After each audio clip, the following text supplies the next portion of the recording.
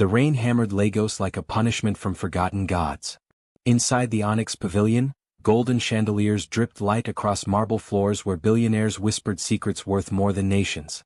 Live jazz bled through the heavy air, saxophone notes curling like smoke around champagne towers and dangerous smiles. Kang Min-jae Okoye stood motionless near the obsidian bar, whiskey untouched, expression carved from winter stone. All night, Lagos's most powerful men had approached him. All night, he had offered them nothing but silence. Then the waitress crossed the room. His glass tightened. The dragon tattoo beneath his sleeve flexed against his wrist. And for the first time in 4 years the black sovereign stopped breathing. Because the woman carrying that silver tray, the woman hiding behind a servant's uniform, was supposed to be dead. She was supposed to be gone forever. And she was carrying secrets that could burn his empire to ash. Some reunions feel like salvation. Others feel like the first wound of a war you never saw coming. Please like, share and subscribe. The Onyx Pavilion had been designed to intimidate. 40 floors above Lagos Island, the private rooftop venue occupied the crown of the sovereign tower, a black glass monument to new African wealth that pierced the night sky like a blade. Tonight, its usually austere spaces had been transformed into something darker, more intimate, more dangerous. 300 of West Africa's most powerful figures moved through rooms bathed in amber light, their whispered conversations creating a low hum beneath the jazz quartet's melancholy performance. Oil magnates, shipping titans, politicians whose fortunes exceeded their nation's budgets, tech billionaires who had built empires from Lagos slums.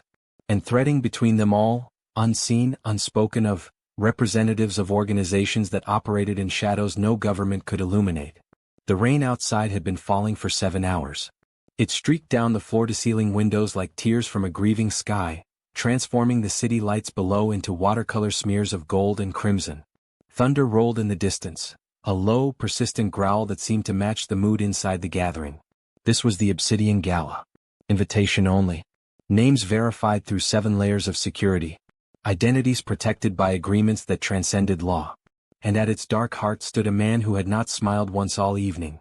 Kang Min-jae Okoye occupied space the way a predator occupies territory, not through movement, but through an absolute stillness that made the air around him feel heavier. He stood near the bar, positioned with deliberate precision so that his back faced no entrance, his sightlines covered every corner, and his expression revealed absolutely nothing. At 31, he had inherited his Korean mother's razor-sharp bone structure and his Nigerian father's commanding height. The combination was striking in a way that made people uncomfortable, beauty that felt like a warning. His black suit had been cut and sold by tailors who served only 3 clients worldwide, the fabric so dark it seemed to drink light rather than reflect it. His hair was swept back from a forehead that never creased with worry or surprise. His eyes, obsidian pools that reflected nothing and absorbed everything, moved across the room with the patience of someone who understood that time belonged to him. The tattoo on his wrist was partially visible beneath his left sleeve. Most people who noticed it felt their stomachs tighten involuntarily. The design was a masterwork of dark artistry, a black dragon whose scales seemed to shift depending on the light, its body coiled around a shadow serpent in an eternal embrace of predator and prey. Korean calligraphy flowed through the design like smoke, characters that spelled words most viewers couldn't read but somehow understood. Power, bloodline, silence. Subtle crimson accents, the color of dried blood, highlighted the dragon's eyes and the serpent's fangs. And woven throughout, almost invisible unless you knew to look, were geometric patterns drawn from Yoruba tradition, ancient symbols of protection and war. The tattoo continued beneath his clothing, up his forearm, across his shoulder, down his chest. Most people never saw the full design. Those who did rarely forgot it. Alhaji wants to discuss the shipping routes. Min-jae didn't turn toward the voice. His second-in-command, Tund Okafor, had materialized beside him with the silent efficiency that made him invaluable. Tund was Nigerian through and through, broad-shouldered, scarred, with the kind of face that had seen too many difficult choices and made peace with all of them. Alhaji wants many things, Min-jae replied. His voice was low, unhurried, carrying the slight Korean accent he had never tried to lose. It made people lean in to hear him, which meant they often missed what was happening behind their backs. He can continue wanting. He's offering 12% above market. His offer would cost me the Gambian corridor. Tun paused. You've already mapped that. I mapped it before the invitation arrived. Min-jae finally lifted his whiskey glass, examining the amber liquid without drinking. Al-Haji's generosity is a cage. I don't require his accommodations. Across the room, 3 men in Italian suits noticed Min-jae's subtle movement and immediately looked away. They had been watching him for 20 minutes trying to build courage for an approach. That courage had apparently evaporated. The Angolan delegation is asking about the port situation, Tun continued, his voice dropping even lower. Delicate inquiries. The kind that usually come with proposals. Or threats. Those too. Min-jae's expression didn't change, but something shifted in his eyes. A calculation completing, a decision filing itself away for later use. Arrange a breakfast meeting. The Hotel Renaissance private dining room. Tell them I'm interested in listening. And if they expect more than listening? Then they've misunderstood who requested whom. The jazz quartet shifted into something slower, more melancholic. A bass line that felt like a heartbeat. A saxophone that wept without tears. Min-jae watched the room with the patience of a man who had learned, long ago, that most battles were won before anyone realized fighting had begun. His father had taught him that. Emeka Okoye had been a minor Lagos businessman when he'd met Min-jae's mother, a Korean diplomat's daughter with ambitions that exceeded her family's comfort. Together they had built something that started as legitimate shipping and evolved into other things. When they died, violently, publicly, in a way the Lagos papers called tragic, and the underworld called inevitable, Min-jae had been 23. He had inherited an empire. He had also inherited its enemies. Within 3 years those enemies had been addressed. The Black Sovereign they called him now. The title had started as a whisper in the criminal corridors of Seoul, spread through the shadow networks of Lagos, and eventually became a name that powerful men spoke carefully if they spoke it at all. Min-jae preferred silence. Silence was honest. Silence didn't make promises it couldn't keep. The waitstaff seems new tonight, Tund observed, his tone deliberately casual. Different catering company. I noticed. Our people vetted them thoroughly. Every background is clean. Background checks find history, Min-jae said softly. They don't find intention. He wasn't watching the servers particularly closely. His attention seemed scattered across the room, tracking the Angolan delegation's body language, noting which politicians avoided eye contact with which businessmen, cataloging which couples were performing happiness and which were performing something more complicated. But some part of him, some instinct that had saved his life more times than he could count, had been prickling since the evening began. Something was wrong. Or something was about to be. A server passed nearby, collecting empty glasses from a side table. Min-jae's attention shifted for just a moment, tracking the movement without conscious thought. And then she emerged from the kitchen corridor. Time didn't stop. That would be too simple, too poetic for what actually happened. Instead, time fractured. One part of Min-jae's mind continued functioning normally, cataloging her uniform, standard black, different cut than the others, her position, entering from the east corridor near the secondary exit, her behavior, head slightly lowered, movements deliberately unmemorable. Tactical assessment running automatically. But another part of his mind, a part he had spent 4 years learning to silence, was screaming. She carried a silver tray with practiced ease, champagne flutes arranged with geometric precision. Her posture was perfect, shoulders back, spine straight, chin tucked just slightly to avoid eye contact with guests. A servant's posture. An invisible person's posture. But her walk betrayed her. It had always betrayed her. The grace was too natural, too ingrained. She moved like someone who had been taught from childhood that her body was an instrument of elegance, not labor. Each step landed with the unconscious precision of dance training, ballroom instruction, years of knowing that people were watching and judgment was constant. No amount of servant training could erase that. Min-jae knew because he had tried. He had tried to erase the memory of that walk from his mind for 4 years, 3 months and 17 days. Her face was turned away, angled toward the window where rain continued its assault on the glass. She seemed absorbed in some internal calculation, where to move next, which guests needed attention, how to remain unremarkable in a room full of people who prided themselves on noticing everything. His hand tightened around his whiskey glass. The dragon on his wrist rippled with the tension in his muscles. Sir? Tun's voice came from somewhere far away. Min-jae didn't answer. She was still turned away. Still showing him only the curve of her shoulder, the exposed elegance of her neck, the way her hair had been pulled back into a severe bun that couldn't quite contain its natural texture. Turn around. Don't turn around. Let me be wrong. Let me be right. The contradictions existed simultaneously, warring in his chest with a violence that made his jaw tighten. Then a guest raised an empty glass, signaling for attention. And she turned. 4 years. 4 years of silence. 4 years of searching. 4 years of slowly accepting that she was gone, truly gone, never coming back. 4 years of building walls so high and so thick that he had almost convinced himself he had forgotten how to feel anything at all. And there she was. Mara Adebayo. Older now. Thinner. There were shadows beneath her eyes that hadn't been there before, a tension in her expression that spoke of years spent looking over her shoulder. Her beauty had sharpened rather than faded, the softness of youth replaced by something more striking, more dangerous in its elegance. But it was still her. He would have recognized her if she had been wearing nothing but shadow. He would have recognized her by the way she breathed. She hadn't seen him yet. She was focused on her work, moving toward the guest who had signaled, her attention carefully fixed on the immediate task. Professional. Unremarkable. Everything designed to prevent exactly the kind of recognition that was currently tearing through Min Jae's chest like a blade. The whiskey glass in his hand cracked. Not dramatically, no shattering, no spray of liquid. Just a small, sharp sound as pressure found flaw and flaw became fracture. Tund was speaking again, but Min Jae couldn't hear words anymore. There was only the roaring in his ears, the thunder of a heart he had trained to be silent, the impossible mathematics of probability that had placed her here, in this room, on this night, carrying drinks for people who didn't deserve to breathe the same air as her. She was supposed to be dead. That was the story anyway. The story her family had told 4 years ago, when Min Jae had finally stopped pretending he wasn't searching for her. She's gone. She left the country.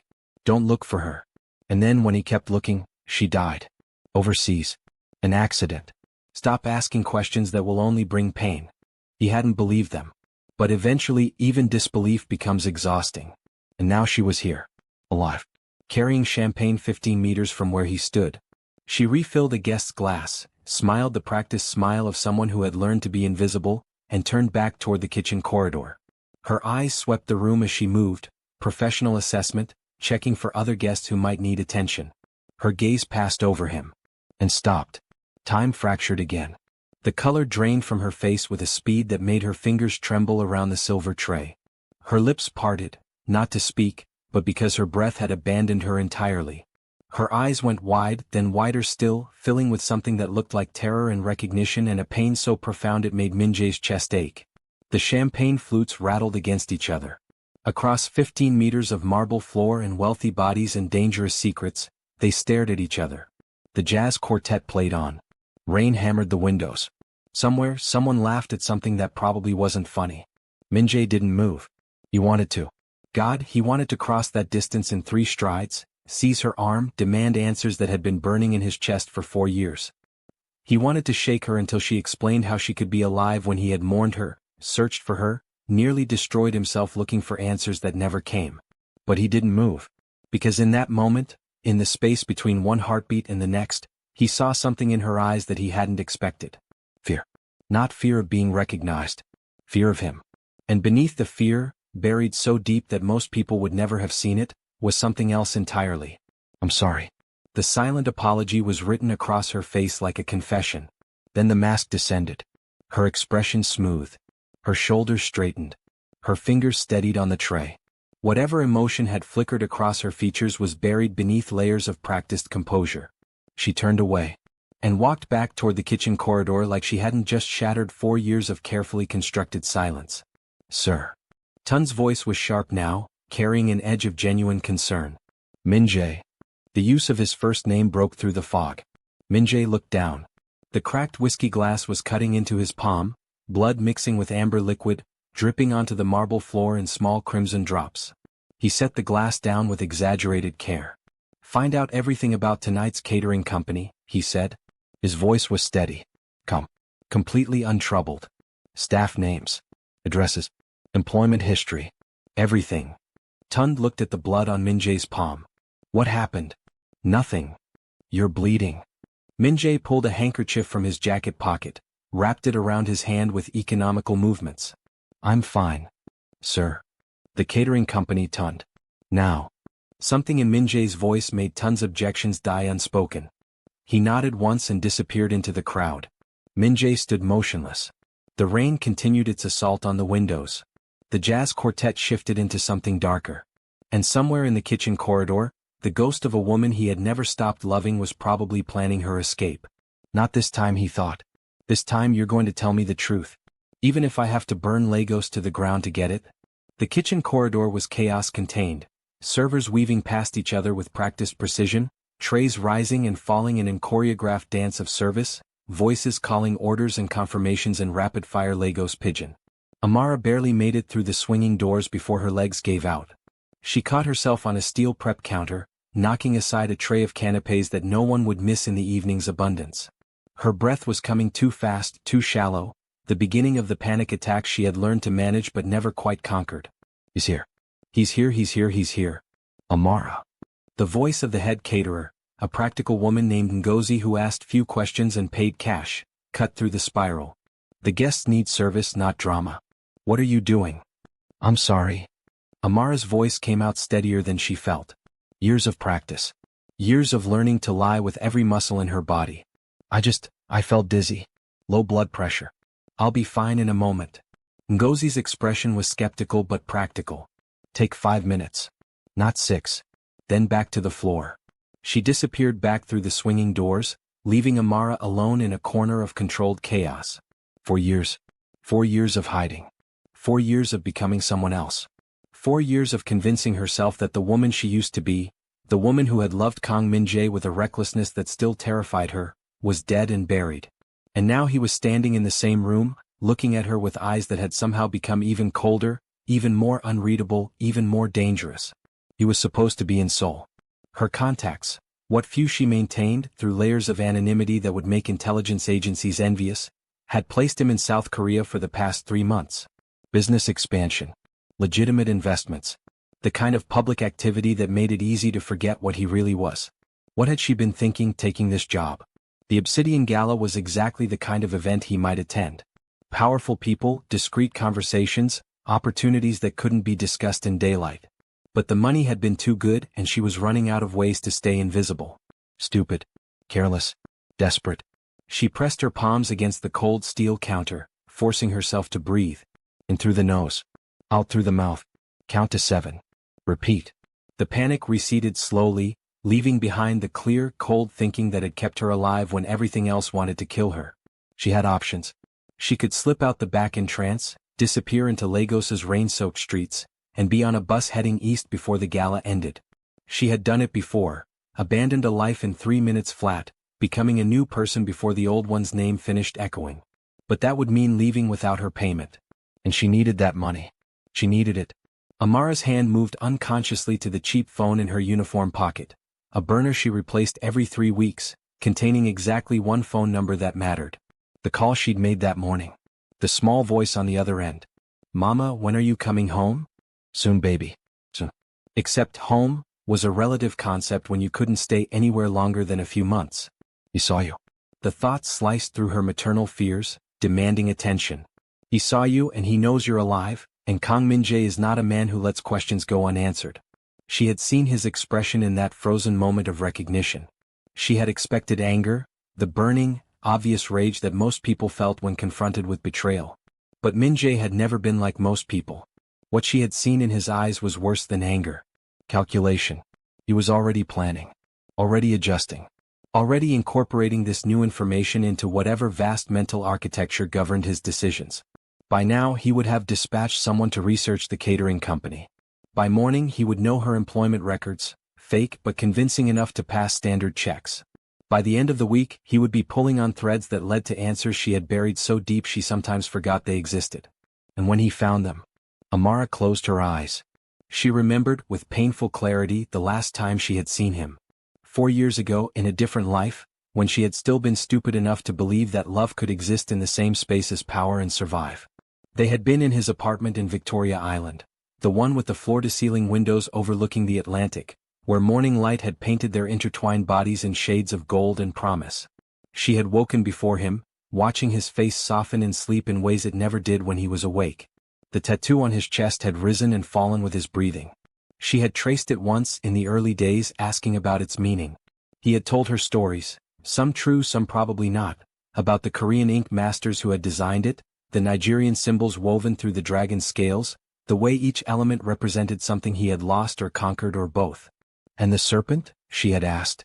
The serpent is what I might become, he had answered, if I'm not careful.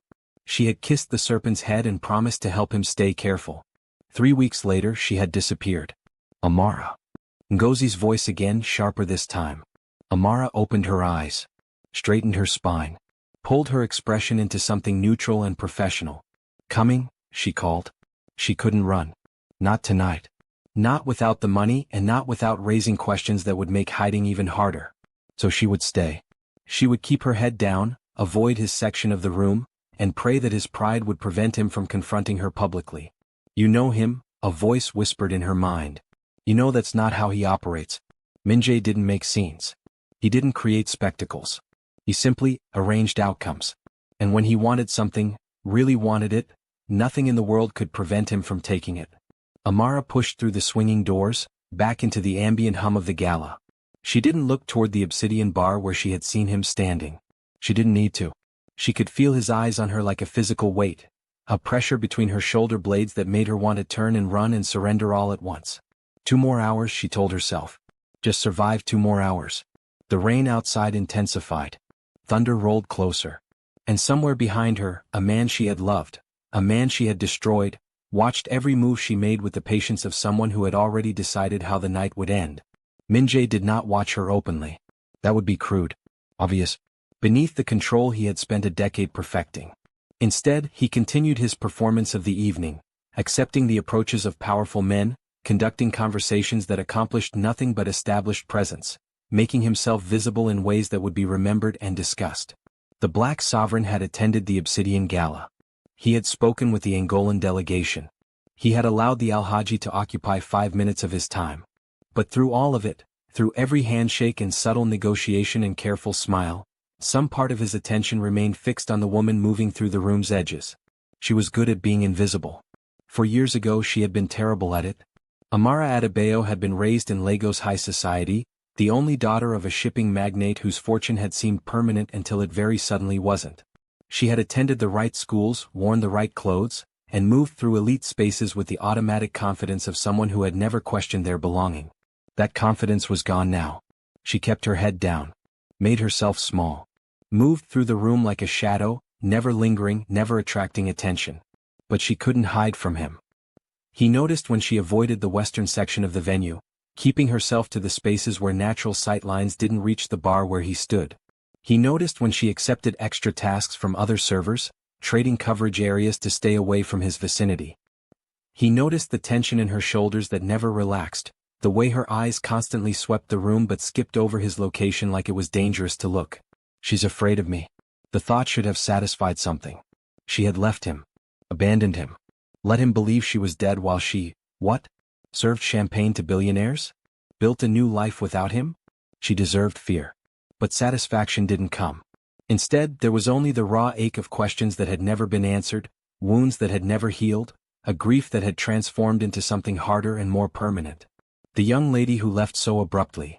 Min-jae turned his head slightly. The man who had spoken was Victor Okonkwo, 70 years old, owner of half the oil infrastructure in the Niger Delta, and one of the few people in the room who could afford to approach Min-jae without invitation. I'm sorry? Min-jae's voice was politely confused. 4 years ago. Victor's eyes were too intelligent for his grandfatherly face. The Adebayo girl. There were rumors you were quite attached. Rumors are entertainment for the bored. And yet you've been watching that particular waitress like she owes you her life. Min-jae's expression didn't change. But something cold flickered in his eyes. An observation, Victor? Or a warning? The older man smiled, the smile of someone who had survived 50 years in Nigeria's brutal business landscape by knowing when to push and when to retreat. Neither. Call it professional curiosity. He sipped his champagne. The Adebayo family's collapse was spectacular, even by Lagos standards. Father's debts revealed, assets seized, reputation destroyed. And the daughter died, Min-jae said flatly. Overseas. An accident. Victor's tone was non-committal. So I heard. Though I always found the timing curious. She disappeared just before certain revelations about her father's business associations became public. What associations? Nothing proven. Whispers mostly. Connections to organizations that prefer shadows to spotlights. Victor's eyes met Min-jae's directly. Organizations with which you are intimately familiar, I believe. The silence stretched. Rain hammered the windows. Be very careful, Min-jae said softly, about the implications you're making, old friend. Victor raised his hands in mock surrender. No implications. Simply, observations. I find it interesting when ghosts attend parties. Don't you? He walked away before Min-jae could respond. But the conversation had done its damage. Connections to organizations. Revelations about her father's business. Timing. Min-jae's mind worked through possibilities with mechanical precision, examining the assumptions he had carried for 4 years and finding them suddenly inadequate. He had believed, when he had allowed himself to believe anything, that Amara had left because of fear. Fear of his world. Fear of what loving him meant. Fear of the violence that circled his life like hungry sharks. It was a reasonable assumption. Many people feared him. But Victor's words suggested another possibility. What if Amara hadn't left because she feared him? What if she had left because she feared what he would discover? The thought was a key, and suddenly old locks were opening. Her father's debts. The convenient timing of the family's collapse. The way Amara had vanished just before certain information became public. The suspicious death overseas that had never produced a body he could verify. What if it wasn't escape? What if it was protection? But protection of what? Of whom? Sir. Tund had returned, his expression carefully neutral in a way that meant he had news. Walk with me, Min-jae said. They moved toward a quieter corner of the venue, away from curious ears and recording devices. The catering company is called Elegance Affairs, Tund reported. Legitimate business, established 4 years ago. Owner is a woman named. I don't care about the owner. Tell me about the waitress. Tund's pause was brief but noticeable. There are several waitresses. Black uniform. Natural hair in a bun. Avoiding the western section of the venue. Another pause. You want me to investigate a waitress? I want you to tell me her employment records. Her address. Her history with the company. And I want you to tell me who else has been asking about her. Tund's expression flickered. Confusion, concern, and the professional discipline to keep both from showing too obviously. This is connected to something larger? Everything is connected to something larger. That's what I pay you to understand. I'll have information within the hour. Faster. Tund nodded and disappeared again. Min-jae turned back toward the room. She was near the windows now, collecting empty glasses from a side table. The rain was directly behind her, painting the glass in sheets of water, and the contrast made her silhouette stand out despite her attempts at invisibility. He remembered how she had looked in rain once.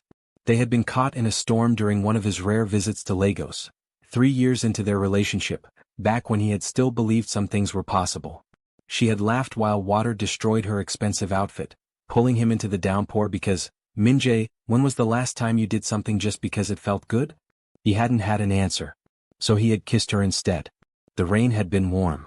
Her lips had been warmer. And he had thought, stupidly, this could be forever. 3 months later she was gone. Now she stood before windows weeping rain, and she was so close he could cross the distance in seconds, and she was so far away she might as well be dead after all. A man approached her. Min-jae's attention sharpened. The man was European, Belgian maybe, or Dutch, with the confident posture of someone who was used to getting what he wanted and the expensive clothing that explained why. He was smiling at Amara, saying something that made her professional expression tighten in a way that suggested the words weren't professional. Min-jae watched his hand reach out. Watched it touch her elbow. Watched her flinch. The dragon on his wrist flexed. The serpent seemed to coil tighter. And for the first time all evening, Kang Min-jae moved. Amara had dealt with handsy guests before. It was an unavoidable reality of service work. The assumption that carrying a tray somehow made her body public property. She had learned the polite redirections, the professional smiles that said no without creating scenes, the way to step back without seeming to step back. But this man wasn't taking the hints. You're far too beautiful to be serving drinks. His accent was European, his smile too confident. Let me buy you a real drink instead. After your shift, of course. I'm working, sir. Can I get you anything from the bar? I just told you what I want. His hand was on her elbow now, gripped just firm enough to be a statement. Unless you're playing hard to get? I'm not playing anything, sir. I'm working. If you'll excuse me. Don't be like that. His grip tightened. I'm offering to show you a good time. Do you know who I am? Amara's heart was pounding, but not from fear. Not here, she thought desperately. Please, not here. Because she knew, with the bone-deep certainty of someone who had learned to feel his presence before she saw it, that Min-jae was watching. And Min-jae did not tolerate men who touched things he considered his. Even after 4 years. Even when those things had betrayed him. Remove your hand. The voice came from directly behind the European man, and it was so calm, so completely without emotional inflection, that it took a moment for the threat to register. Amara closed her eyes. No, not like this. When she opened them, Min-jae was standing there. He was taller than the European by several inches, broader through the shoulders, and radiating the kind of danger that expensive suits couldn't disguise.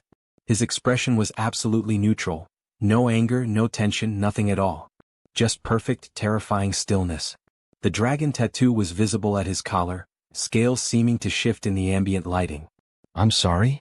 The European turned, confusion giving way to irritation. Who are you? Someone who won't repeat myself. Look, mate, I don't know who you think you are, but I was having a private conversation. You were assaulting a member of the staff. Min-jae's voice hadn't risen at all. Your hand is still on her.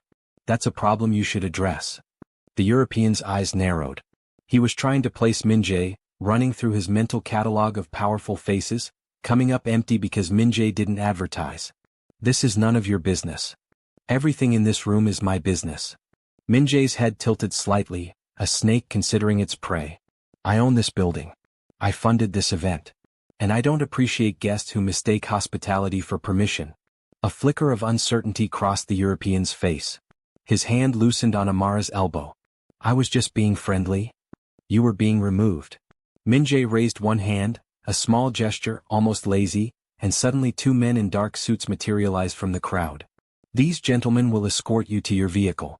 The weather is unfortunate, but I'm sure you'll manage. This is ridiculous. Leaving now preserves your dignity. Min-jae's eyes finally showed something, a cold light that made the European take an involuntary step back. Continuing to argue will not. The 2 security men positioned themselves with practiced efficiency. The European looked between them, calculation warring with outrage. Smart enough to recognize when he was outmatched. This isn't over, he muttered. Yes, Min-jae said softly. It is. They escorted him away. The nearby guests, who had been pretending not to notice the confrontation, returned to their conversations with impressive speed. Drama was common at events like this. The wise response was to forget it immediately. Which left Amara standing alone with the man she had spent 4 years running from. Are you hurt? His voice was still calm, still controlled. But there was something beneath the surface now, pressure building behind a dam. No. Her own voice came out steadier than she felt. Thank you. That wasn't necessary. He was touching you. He was drunk. I could have handled it. You shouldn't have to. The silence stretched. Rain drummed against the windows. The jazz quartet played on, unaware or uncaring that 2 people were conducting a war in the midst of their melody. You look well, Min-jae said finally. The mundane words were absurd given the circumstances. Amara almost laughed. I'm working, she said instead. I should get back. No. The single word stopped her. You should get back when I say you should get back. His voice hadn't risen, but the command in it was absolute. We need to talk. There's nothing to talk about. 4 years of silence. A death that apparently didn't happen. A disappearance that still has no explanation. His eyes locked onto hers. Nothing to talk about? Not here. Not now. Then where? When? Never. Amara straightened her spine, finding the dignity she had misplaced. What happened between us was a long time ago. I have a different life now. Whatever you think you're owed. What I'm owed. For the first time, something cracked in his composure. His voice was still low. They were in public after all, and Min-jae never made scenes, but the intensity behind it made Amara's breath catch. You left me. Each word was carefully separated. You vanished without warning, without explanation. Your family told me you were dead, Amara. I mourned you. I searched for you. I spent 2 years refusing to believe you were gone and another 2 accepting it. I know. You know? His laugh was short and humorless. You know what you put me through? You know the things I did trying to find you? The people I hurt trying to get answers. I didn't have a choice. Everyone has choices. Not everyone has your choices, Min-jae. The words landed like blows. She saw him absorb them, process them, file them away for later examination. Explain that, he said quietly. I can't. Won't. Can't. She met his gaze directly and for a moment, just a moment, she let him see the truth behind her composure. The exhaustion. The fear. The weight of secrets she had carried alone for 4 years. There are things I can't tell you. Things that would put people in danger. People I care about more than my own life. Something shifted in his expression. She couldn't read it, had never been able to read him entirely, but something changed. Who? He asked. Who are you protecting? Amara's hand moved unconsciously toward her pocket. The phone. The one number that mattered. Mama, when are you coming home? Min-jae saw the gesture. His eyes tracked her hand, narrowed, returned to her face. There's someone else. His voice was flat. Someone you left me for. That's not. Then what? What is so important that you had to destroy everything we had? Your son, she thought. I'm protecting your son. But the words wouldn't come. Because telling Min-jae about Ade, about the pregnancy she had discovered just days before the walls closed in, about the child she had raised in hiding while his father built empires in blood and shadow, would mean dragging her baby into a world of violence and power and danger. And she would die before she let that happen. I have to go, she said. She turned. His hand caught her wrist. The touch was electric, 4 years of absence compressed into a single point of contact. She felt the roughness of his palm, the controlled strength in his fingers, the warmth that had once meant safety and now meant danger. Don't, he said. One word. Quiet. Don't run. Don't lie. Don't leave me again. Let me go, Min-jae. I can't. You don't have a choice. I always have choices. His grip tightened slightly. You taught me that. Every decision, every moment, they're all choices. I chose to love you. I chose to trust you. And when you left, I chose to survive it. Amara's eyes were burning. Don't cry. Don't show weakness. Not now. I'm asking you, she whispered. Please. Let me go. Something crossed his face. Pain, maybe, or the memory of pain. And then his hand released her. This isn't over, he said quietly. She knew. God help her, she knew. Good night, Min-jae. She walked away. Her legs were shaking. Her heart was shattering. But she walked away. Min-jae watched her disappear into the kitchen corridor. He should have followed. He should have dragged her into a private room and demanded answers until she gave them. He had the power, the resources, the absolute moral certainty that he deserved the truth. But the way she had said please, that single word had unmanned him more effectively than any argument. He returned to the bar. Ordered another whiskey from a different server, one who wouldn't make his heart feel like it was being crushed. Drank it without tasting. Tund returned 20 minutes later carrying a tablet. I have preliminary information, he said. Tell me. The waitress's name, or the name she's using, is Ada Williams. Employed with Elegance Affairs for 8 months. Before that, she worked for a catering company in Port Harcourt. Before that, another company in Ibadan. She moves frequently. Always service work? Always. Nothing that requires official identification or extensive background checks. Address. A flat in Surulere. Cheap, anonymous, paid in cash. Min-jae's jaw tightened. Surulere was modest, not impoverished, but a far cry from the Victoria Island world where Amara Adebayo had grown up. The daughter of a shipping magnate, reduced to serving drinks and living in anonymous flats. What happened to her family? The father, Chukwemeka Adebayo, died 3 years ago. Heart attack officially. Debt and disgrace unofficially. The family shipping company collapsed after accusations of smuggling and connections to criminal organizations. Mother moved to Ghana, lives quietly on what was left. The daughter was reported dead. Officially, yes. According to records, Amara Adebayo died in an accident in South Africa, 2 months after her father's disgrace became public. And unofficially? Tund hesitated. The records are inconsistent. No body was recovered. The death certificate was issued by authorities with known corruption problems. And there's no paper trail showing Amara Adebayo entering South Africa in the first place. So his suspicions had been correct. Her death was a fabrication. She had faked it, or someone had faked it for her, and disappeared into the anonymous masses of Nigeria's lower middle class. What? The question burned. There's something else, Tund said. His tone made Min-jae look up. What? I ran additional searches. Cross-referencing. Looking for connections that might explain why she's hiding. And? 2 years ago, someone made inquiries about Amara Adebayo. Quiet inquiries, the kind that use money instead of questions. They were trying to find out if she was really dead. Min-jae's hand tightened on his glass. Who? I don't know yet. The inquiries were routed through intermediaries, disguised carefully. But whoever it was, they have resources. And they were very motivated to find her. Someone else was looking for Amara. Someone with money and intelligence and reasons that remained hidden. Find out who, Min-jae said. And find out why. Sir, Tund leaned closer, dropping his voice. There's more. When I was searching, I found something unexpected. What? Financial records. Someone has been sending money to an account in a small town called Ijeed. Small amounts, regular intervals. The account is in the name of an elderly woman, a nurse who runs an informal day care. Min-jae's instincts prickled. Why would that matter? The sending account is connected to Ada Williams. The woman we now know is Amara Adebayo. Tun paused. She's supporting someone at that daycare. Someone important enough to send money she clearly can't afford. There's someone else. Someone you left me for.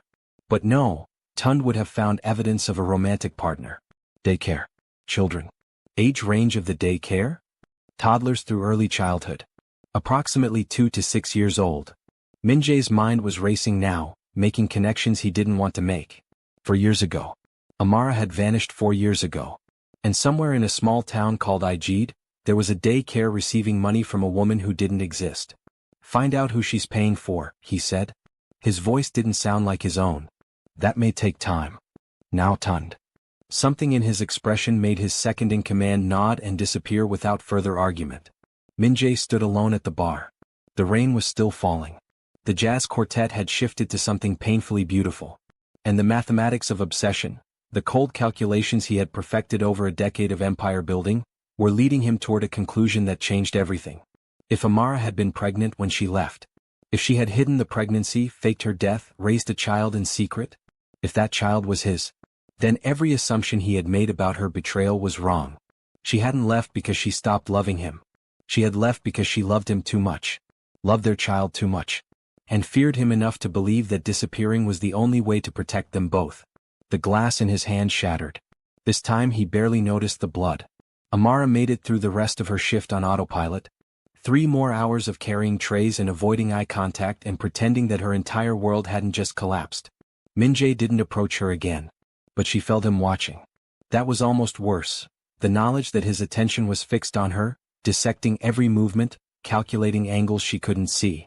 She had forgotten how it felt to be the focus of his intelligence. Like standing beneath a microscope. Like being known too deeply for comfort. When the gala finally ended, when the guest had departed and the cleanup had begun, she collected her payment from Ngozi and slipped out the service entrance into the rain-soaked night. The storm had softened to a persistent drizzle, but the streets were still slick with water, reflecting the city lights in fractured patterns. She checked her phone. 3 missed calls from the daycare. Her heart stopped.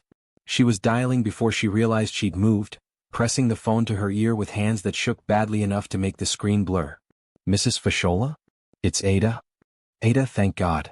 The elderly nurse's voice was relieved but tense. I've been trying to reach you. What's wrong? Is Ade okay? He's fine. Sleeping now. But. A hesitation. Someone came by today. Asking questions. Amara's blood turned to ice. What kind of questions? About the children. About their parents. They said they were from social services, but they didn't have proper identification. I didn't tell them anything, I know better than that, but they were very persistent. No. What did they look like? A man and a woman. Both Nigerian, well-dressed. They stayed for 20 minutes watching the children play. When they left, they didn't go far. I think they're still in the area. Someone was watching her son. Someone had found the thread she had tried so hard to hide and was pulling on it, threatening to unravel everything. Mrs. Fashola, listen to me carefully. Keep the doors locked. Don't let anyone in that you don't know. I'll be there as soon as I can. Should I call the police? Amara almost laughed. The police couldn't help with this. The police were this or serve the people who were. No. Just stay inside. I'm coming. She hung up and started walking faster. Then running.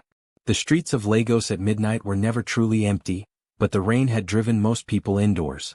Amara's uniform was soaked within minutes, her shoes slapping against wet pavement, her breath coming in ragged gasps. Someone found him. Someone found my son. Oh, Min-jae? Had he worked that fast, connected those dots in the hours since he'd seen her? Or someone else?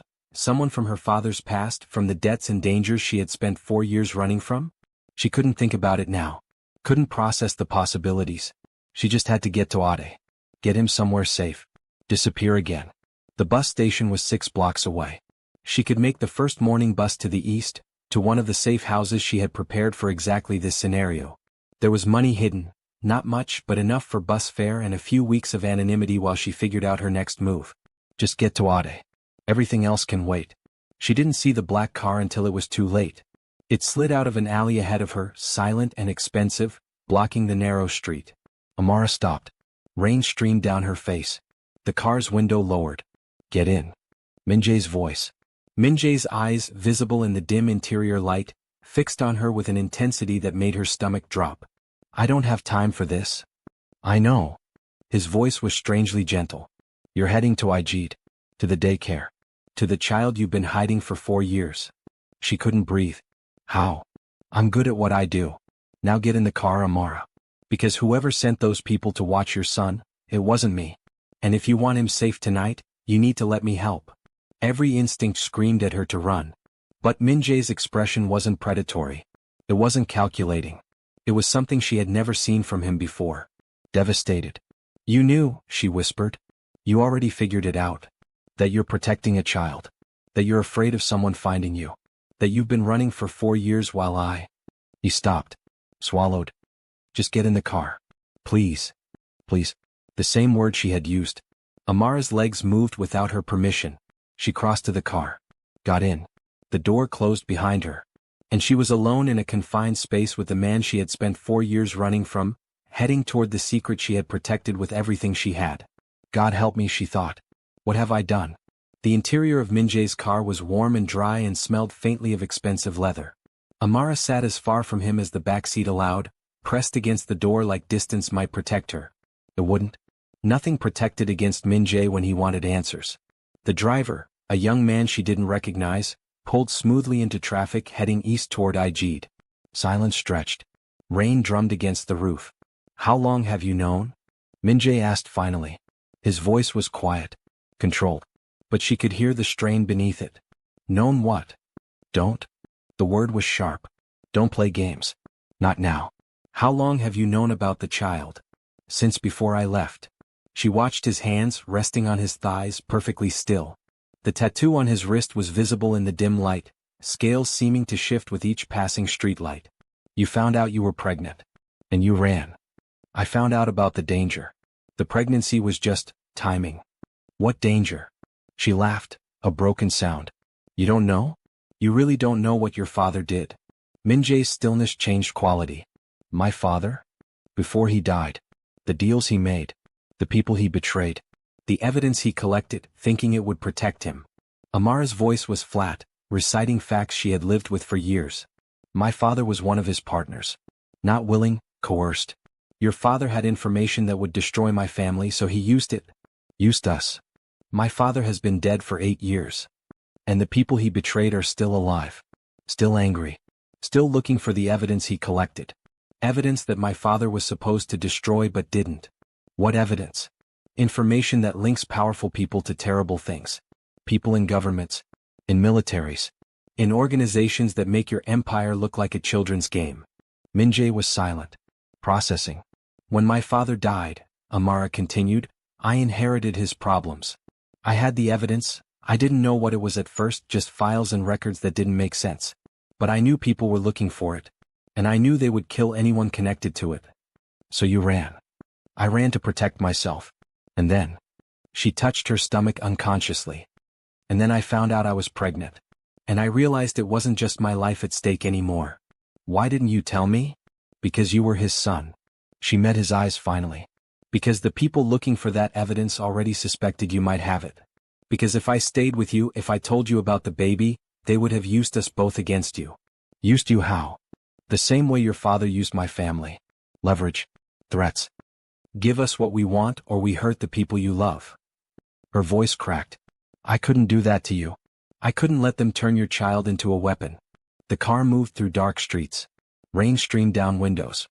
And Min-jae sat in silence, absorbing the weight of revelations that rewrote everything he thought he knew. The child, he said finally. His name is Ade. The word hung in the air. He's 3, Amara continued. He has your eyes, your stubbornness, your... She swallowed. He looks like you. Enough that I was terrified to let anyone see him. Min-jae's hands, those perfectly still, controlled hands, were shaking. I have a son. Yes. A son I've never seen. Yes. Because you believed staying away would protect him. Not believed. No. The people looking for that evidence, they don't make threats. They make examples. I've seen what they do to families who don't cooperate. Who are they? I don't know all their names. I know they have connections everywhere. Lagos, Seoul, London. I know they've been searching for 4 years. And tonight, her voice broke. Tonight someone was watching the daycare. Someone found my son. Not my people. How do you know? Because I only discovered the daycare 2 hours ago. Whoever sent those watchers, they've been tracking you longer than that.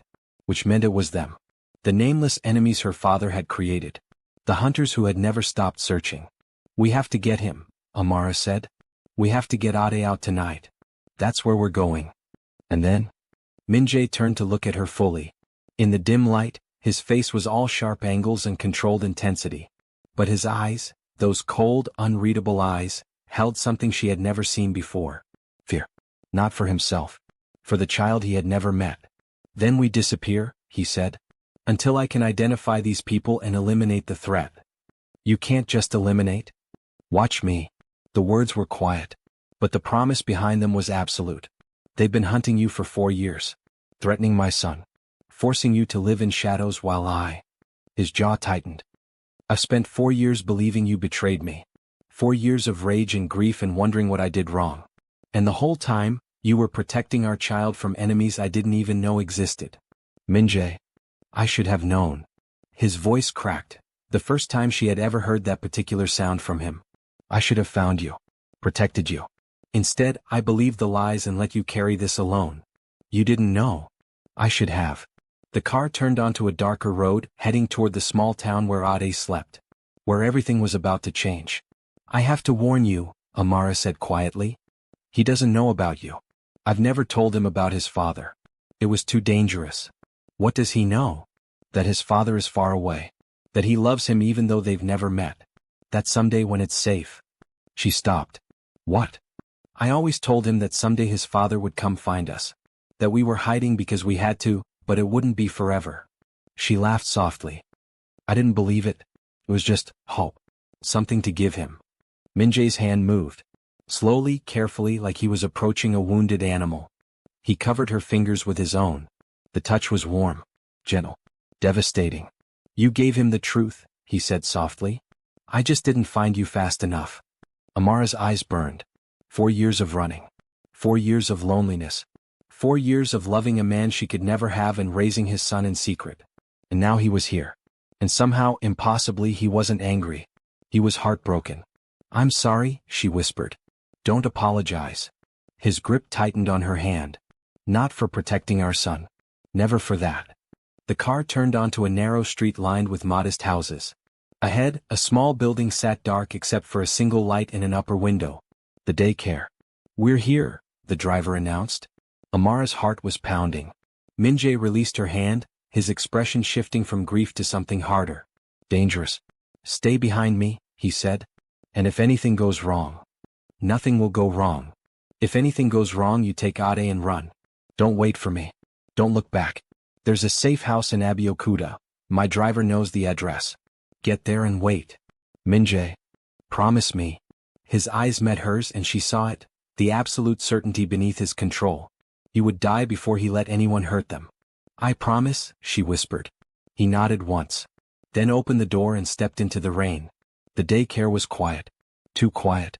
Min-jae felt it the moment his foot touched the wet ground, that prickling awareness that something was wrong. The rain was lighter here, the neighborhood too still for even this late hour. Amara emerged from the car behind him, her face drawn and pale. Something's wrong, she whispered. I know. He moved toward the building, every sense on alert. His hand reached into his jacket, not for a weapon he wouldn't use in front of her, but for the phone that connected him to resources she couldn't imagine. The front door was unlocked. His stomach tightened. Mrs. Fashola always locks the doors at night, Amara breathed. Min-jae pushed the door open. The interior was dim, emergency lighting only, casting long shadows across children's drawings and small chairs and a play area scattered with abandoned toys. No one in the main room. Mrs. Fashola? Amara's voice was tight with fear. A sound from upstairs. A small, terrified whimper. Amara pushed past him before he could stop her, taking the stairs two at a time. Min-jae followed, his body positioning itself between her and whatever waited above. The upper room was a bedroom. Simple, clean, filled with the evidence of a life dedicated to caring for children who had no one else. Mrs. Fashola sat in a corner, her elderly face streaked with tears. And on the bed, clutching a stuffed elephant like it was the only thing between him and annihilation, was a small boy. 3 years old. Dark curly hair. Eyes like midnight. Min-jae's legs nearly gave out. His son. This was his son. Mama? The boy's voice cut through the silence, high and frightened and so painfully young. Mama, the scary people left but they said they're coming back. Amara crossed to the bed in 3 steps, gathering the boy into her arms. I'm here, baby. I'm here. You're safe. They asked where you were. I didn't tell them, Mama. I remembered the promise. Good boy. Such a good, brave boy. Over Aid's head, Amara's eyes met Min-jae's. Terror. Desperation. Help us. He moved to Mrs. Fashola, crouching to her level. When did they leave? 20 minutes ago. Maybe 30. The elderly woman's voice shook. They said they would be back with more people. They took my phone so I couldn't call anyone.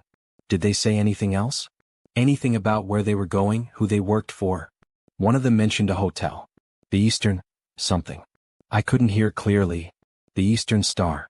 A cheap hotel on the outskirts of town, the kind of place where cash paid for discretion. Min-jae's mind was already calculating. 20 minutes. They had 20 minutes, maybe less, before the watchers returned with reinforcements. We need to move, he said. Now. Amara was already on her feet, Ade clutched to her chest. The boy's face was pressed against her shoulder, his small body trembling with fear. Mrs. Fashola, Min-jae said, pulling out a roll of cash he kept for emergencies. Take this. Go to your sister in Ibadan, now, tonight. Don't come back until I send word that it's safe. But the children? Call their families. Have them picked up tonight.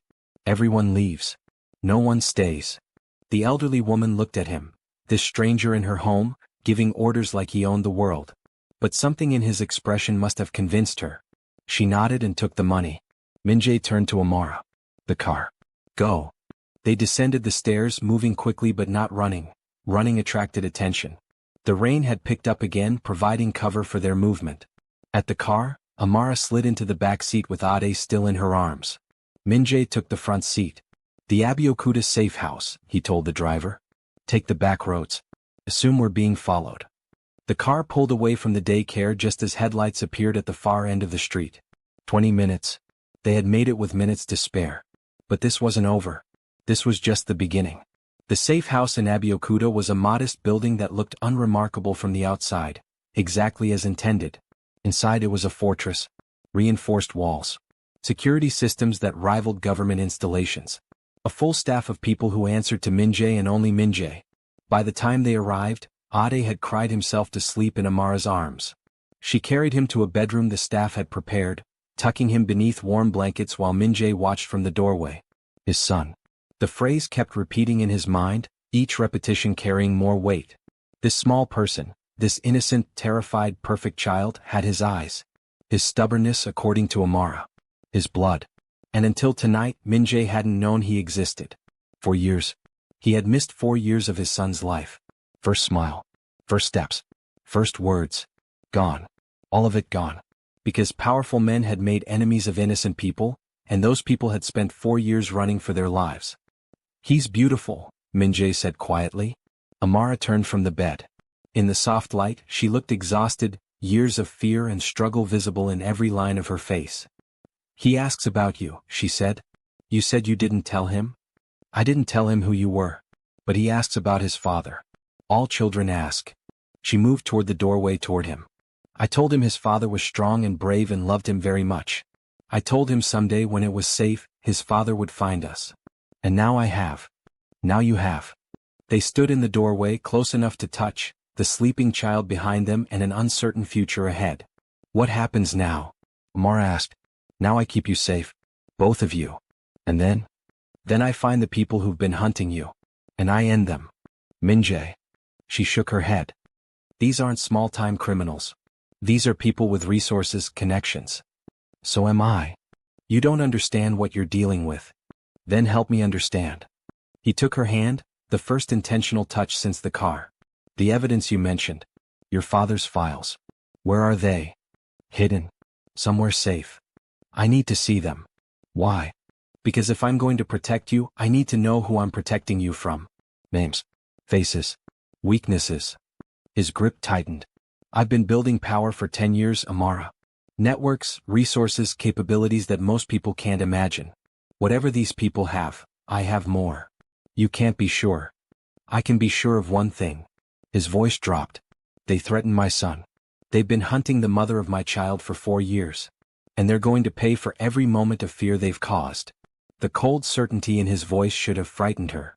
Instead, it did something worse. Made her feel safe. After 4 years of running alone, of carrying every burden herself, of waking from nightmares with no one to comfort her, Min-jae's absolute conviction felt like a haven. Dangerous, a voice whispered. This feeling is dangerous. But she was too tired to fight it. Too tired to pretend she didn't still love him. The files are in Lagos, she said. In a safe deposit box under a false name. I can give you the access information. Tomorrow. Tonight you rest. Min-jae. You've been carrying this alone for 4 years. His hand rose to her face and for a moment she thought he would kiss her. Instead, he simply cradled her cheek, his thumb brushing away tears she hadn't realized she was crying. You don't have to carry it anymore. I don't know how to stop. Learn. I'll help you. The tenderness in his voice broke something inside her.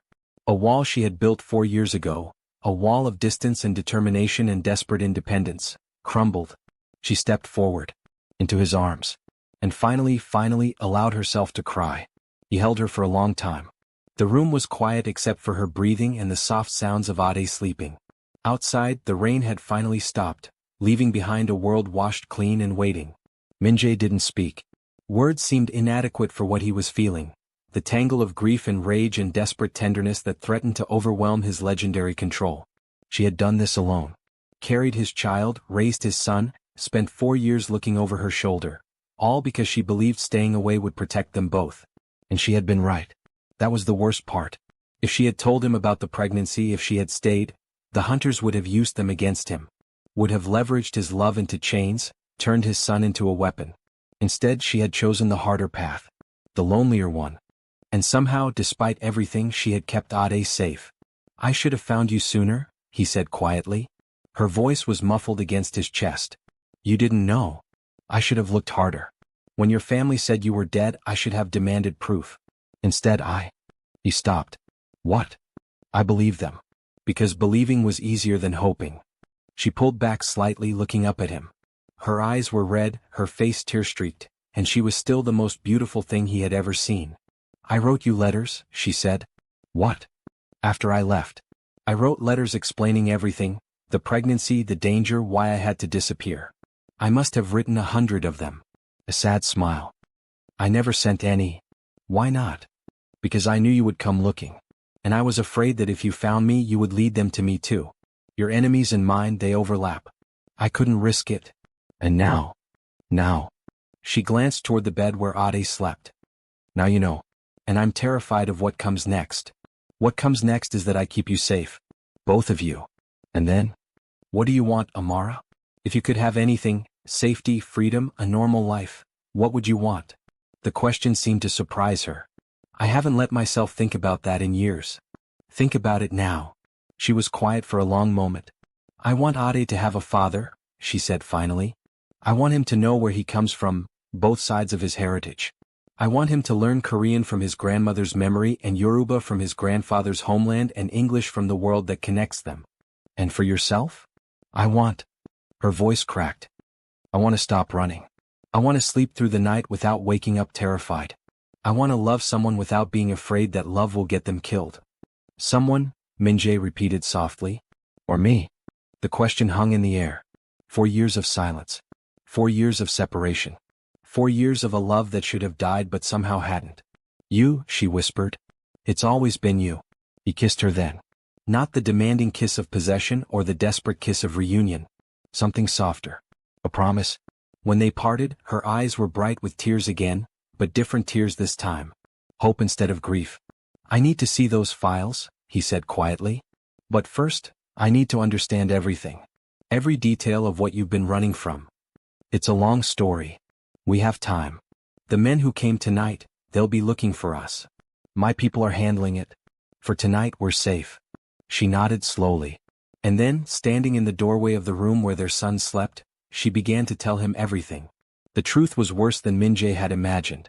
He sat in the safe house's study, listening to Amara describe a conspiracy that stretched back decades, before either of them was born, before their parents had even met. His father, Emeka Okoye, had been one of many businessmen drawn into a network of corruption that touched governments, militaries, and criminal organizations across 3 continents.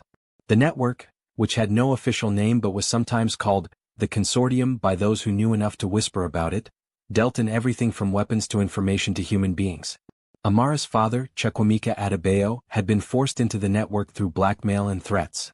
When Emeka Okoye began collecting evidence to protect himself, he had hidden copies with his business partner, not trusting them to remain hidden in his own possession. "When your father was killed," Amara said, "the consortium assumed the evidence died with him. But then my father panicked. He tried to use the files as leverage, to buy his way out of his debts, his obligations. What happened? They destroyed him instead. His business, his reputation, everything.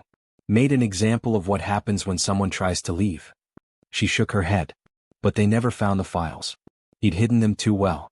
And when he died, you inherited them. I didn't know what they were at first. Just encrypted data, names and numbers that didn't make sense. By the time I started understanding, I was already pregnant. Already running. Have you ever tried to use them? The way your father did?" "No. I was afraid." "The files, they're not just about the consortium. They're about people in positions of power. Politicians, military officers, intelligence agents. People who could make me disappear with a phone call. People who can also be destroyed with the right leverage." She looked at him sharply. "What are you thinking?" "I'm thinking that you've been defending when you should have been attacking." He stood, moving to the window. The first gray light of dawn was touching the horizon. "These people have been hunting you for 4 years because they're afraid of what you know. That fear is power. It hasn't felt like power. Because you've been alone. Because you haven't had resources to deploy, networks to leverage, people who could help you fight back." He turned to face her. "You have those things now. Min-jae. The Black Sovereign doesn't run from threats. He eliminates them. These aren't ordinary threats. Neither am I." The certainty in his voice was absolute. And despite everything, despite the fear and exhaustion and years of learned caution, Amara found herself believing him. "What would you need?" she asked. "The files. Complete access to everything you have. And your cooperation in identifying connections, filling in gaps my people can't find on their own. And then? Then I tear the consortium apart. Piece by piece, person by person, until there's no one left who can threaten you or our son. That could take years. I have years. I have resources. I have patience." His eyes met hers. "And I have every reason in the world to see this through." The conviction in his gaze made her breath catch. This was the man she had fallen in love with, not the cold mask he showed the world, but the fierce protector beneath. The man who would burn empires for the people he loved. And he loved her. Even after everything. "There's something else you should know," she said. His attention sharpened. "The people who came tonight.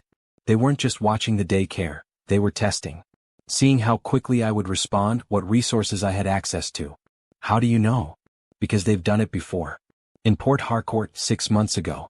In Abaddon a year before that. They're methodical. They probe defenses before attacking." "Which means tonight's appearance was reconnaissance." "Yes." "And the next move will be more aggressive." "Yes." Min-jae was silent for a long moment. "Then we don't wait for them to attack," he said finally. "We attack first." Morning came slowly to the Abeokuta safe house. Amara had finally slept, 3 hours of restless unconsciousness that left her feeling hardly rested at all. But when she opened her eyes to find Aid's face inches from her own, everything else faded. "Mama." His whisper was excited and frightened at once. "There's a man downstairs." Her heart clenched. "What man, baby?" "The tall one. With the scary eyes." Ade scrunched his face. He's not scary though. He gave me breakfast. Minjae. Amara sat up slowly, her body aching from the previous night's chaos. Did he say anything to you? He asked me questions. About my favorite color and what foods I like and whether I was scared last night. Aid's small hand found hers. I told him I was brave like you said. You're brave. The bravest boy I know. Mama? His voice dropped even lower. Is he my dad? The question hit her like a blow. What makes you ask that? He looks like me. In the mirror. Ade touched his own face. His eyes. They look like mine. 4 years of careful evasion, and her son had figured out the truth in a single morning. Yes, Amara said quietly. He's your dad. Aid's expression was unreadable, too complex for a 3-year-old carrying too much weight. Is he going to stay? I don't know, baby. That's complicated. Because of the scary people? Yes, because of them. And because your dad and I have a lot to figure out. Does he love you? Another blow. I think so. Yes. Then he should stay. Aid's logic was simple and devastating. People who love each other should be together. Out of the mouths of babes, Amara thought. Let's go see him, she said instead.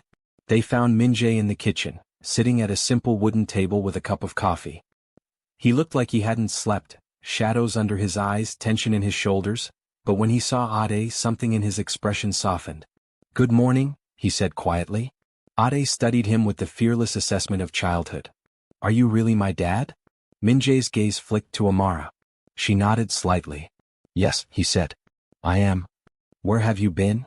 The question was innocent and brutal. I've been far away, doing important work. But I'm here now. Are you going to leave again? No. Minjae's voice carried absolute conviction. I'm never going to leave again. Promise? I promise. Ade seemed to consider this. Then, with the mercurial logic of children, he climbed into the chair beside Minjae and announced, Okay. Can we have pancakes? The tension broke. Amara laughed, a sound she hadn't made in longer than she could remember. Minjae's expression was something she had never seen before. Not cold. Not calculating. Just moved. I'll see what I can do, he said. As he stood to investigate the kitchen's supplies, Ade looked at Amara with satisfaction. I like him, he announced. I'm glad, baby. He makes good breakfast. Simple standards. Simple love. Maybe, Amara thought, some things really were that straightforward. 3 days passed in the Abeokuta safe house. 3 days of quiet routines and careful conversations and a slow, tentative rebuilding of something that had been shattered 4 years ago. Ade adjusted with the resilience of children, learning to call Minjae dad, with an ease that made Amara's heart ache, demanding stories and games and attention with the entitlement of someone who knew instinctively that he was loved. Minjae, for his part, proved surprisingly adept at fatherhood. He read stories in voices that made Ade giggle. He answered endless questions with patience Amara hadn't known he possessed.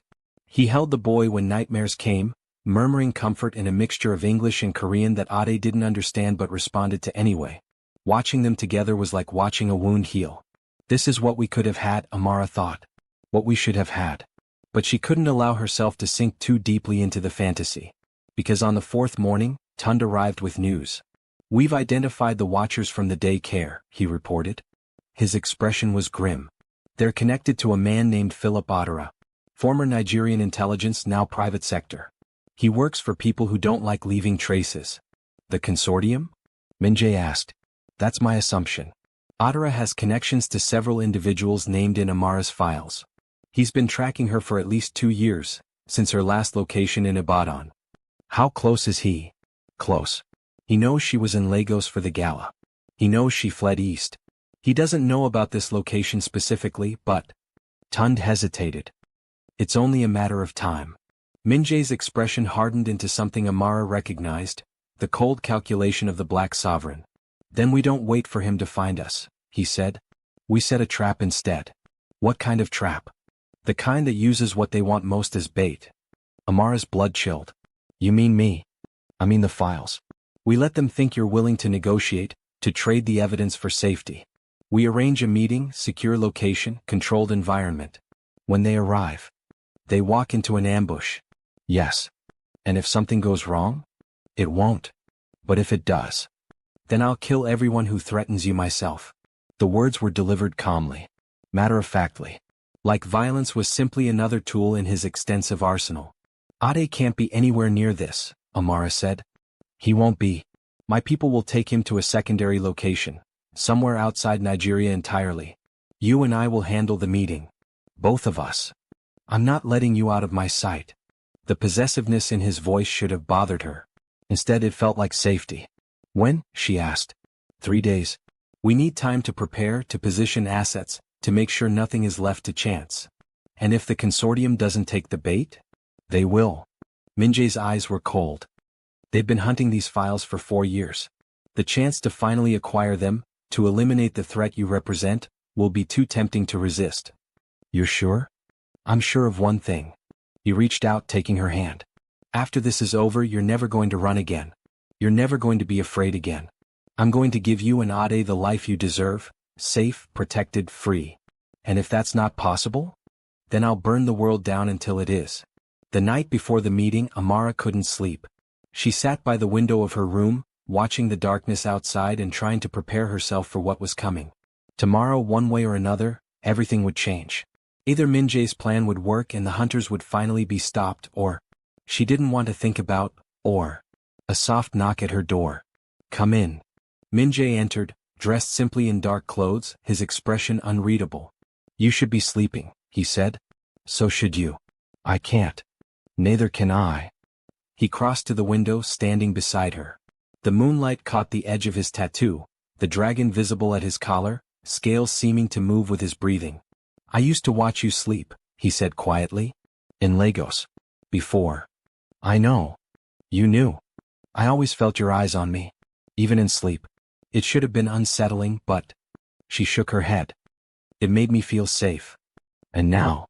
Now I'm terrified of losing you. The admission hung in the air. Minjae turned to face her. In the darkness, his features were all shadow and angles. The moonlight catching the crimson ink details of the serpent that curved beneath his jaw, making it look like the creature was whispering into his ear. You're not going to lose me, he said. You can't promise that. I just did. Minjae. Listen to me. He stepped closer and the room seemed to shrink around them. For 4 years I believed you were dead. I accepted it.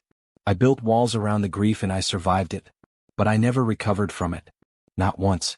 Not for a single day. His voice was low, stripped of the control he usually wore like armor. I went through the motions. Built the empire bigger, made the name more feared, accumulated power until there was no one left who could challenge me. And none of it mattered.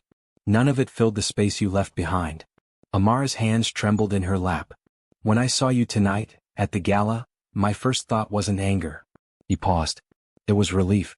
Relief so overwhelming I nearly collapsed in front of 300 of the most dangerous people in West Africa. You didn't show it. I never show it. That's the problem. His hand rose slowly, hovering near her face without touching, as if asking permission. I've spent my entire life learning to feel nothing. To be nothing but strategy and silence and control. And then you appeared, and suddenly feeling nothing wasn't possible anymore. What did you feel? Everything. The word cracked. All at once. Every emotion I'd been suppressing for 4 years, grief, rage, love, betrayal, hope. They hit me simultaneously and I...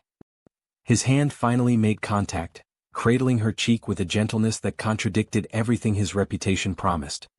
I wanted to tear the building apart. I wanted to hold you. I wanted to scream. Instead, I cracked a whiskey glass and bled on the marble floor. Amara's laugh was half a sob. That sounds about right. Tomorrow could go wrong. His thumb traced the line of her cheekbone. I've planned for every contingency I can imagine, but these people are resourceful. They've survived by being unpredictable. And I need you to know, before whatever happens, that I love you. The words landed with the weight of a confession. I loved you when you were beside me. I loved you when you left. I loved you when I thought you were dead. And I love you now, standing in this room, terrified of losing you again. Minjae. I don't say it easily. I may never say it easily. But it's true, and you deserve to hear it before we walk into what's coming. Amara rose from her chair. The distance between them collapsed to inches. I love you too, she whispered. I never stopped. Even when I was running, even when I was telling myself I had to forget you, I never stopped. Then don't run anymore. I'm tired of running. Then stay. His forehead pressed against hers. Their breathing synchronized, slow, deep, intimate in a way that transcended touch. His hands found her waist, not pulling, just resting, anchoring them both. "After tomorrow," he murmured against her skin, "I'm going to give you a life where you never have to be afraid again. A home. A family. Everything we should have had from the beginning." "You make it sound simple." "It is simple. The world is complicated. But what I feel for you has always been the simplest thing about me." She tilted her face up. He kissed her. Not like the gentle promise at the safe house doorway days ago. This kiss was different, deeper, more urgent, carrying the weight of 4 lost years and the fear of what tomorrow might bring. His hands moved to her back, pulling her closer, and she responded with equal desperation, her fingers tangling in his hair, her body pressing against his like she was trying to memorize the shape of him. The tattoo beneath his collar seemed to pulse with his heartbeat. When they finally parted, both were breathless. "Stay with me tonight," she whispered. "Amara. Just stay. Hold me. I don't want to be alone tonight." He studied her face in the moonlight, reading her the way he read everything, with total attention and careful understanding. "I'll stay," he said. They lay together on the narrow bed, fully clothed, his arm around her waist, her back against his chest. The warmth of his body was a fortress around her, and for the first time in 4 years, Amara felt completely, unreservedly safe. His breathing slowed against her neck. The dragon tattoo pressed against her shoulder through his shirt. Outside, the darkness waited. But inside this room, inside this moment, there was peace. And that was enough. Dawn broke with cruel efficiency. By 6 a.m., the safe house had transformed from a place of refuge into a command center. Tund had arrived with a team of 12 hard-faced men and women whose casual movements disguised military-grade training. Equipment appeared from vehicles that seemed too ordinary to carry it. Communications systems, surveillance technology, things Amara couldn't name and didn't want to ask about. Min-jae had changed. Not just his clothing, though the tailored black suit he now wore seemed designed for both intimidation and mobility, but something deeper. The man who had held her through the night, who had whispered promises in the darkness, had retreated behind the mask of the Black Sovereign. His eyes were cold again. His movements precise. His voice, when he spoke, carried the clipped authority of someone who expected obedience and received it. "The meeting is set for 4 p.m., he told the assembled team. Location: the abandoned textile factory on the Lagos-Ibadan Expressway. Our contact reached Ottera's people last night. They believe Amara is willing to trade the files for a guarantee of safety." "Will they come themselves?" Tund asked. "Ottera will. His principals, whoever sits above him in the consortium, will likely send observers. Secondary team, positioned for extraction if things go wrong. How many should we expect?" "Between 8 and 15. Armed. Professional. Assumption is they'll try to secure the files and eliminate Amara regardless of any agreement." Amara's stomach tightened. Min-jae didn't look at her when he said it. Didn't soften the words. This was operational planning, not comfort, and the Black Sovereign didn't mix the two. "Our positioning," he continued, moving to a table where satellite imagery of the factory had been laid out. "Primary team here, here and here. Secondary team covering exits. Sniper positions on the elevated highway overpass, clear sightlines to the main entrance and loading dock." "Rules of engagement?" one of the team members asked. "Contain first. I want prisoners if possible, people who can give us names higher up the chain. But if containment fails..." His jaw tightened. "No one threatens my family and walks away." The word family rippled through the room. Several team members exchanged glances. The Black Sovereign was known for many things: ruthlessness, intelligence, strategic brilliance. Emotional attachment was not among them. The fact that he had just publicly claimed a family changed things. It meant the stakes were personal. And personal stakes made Min-jae Okoye more dangerous than any of them had ever seen him. "Amara."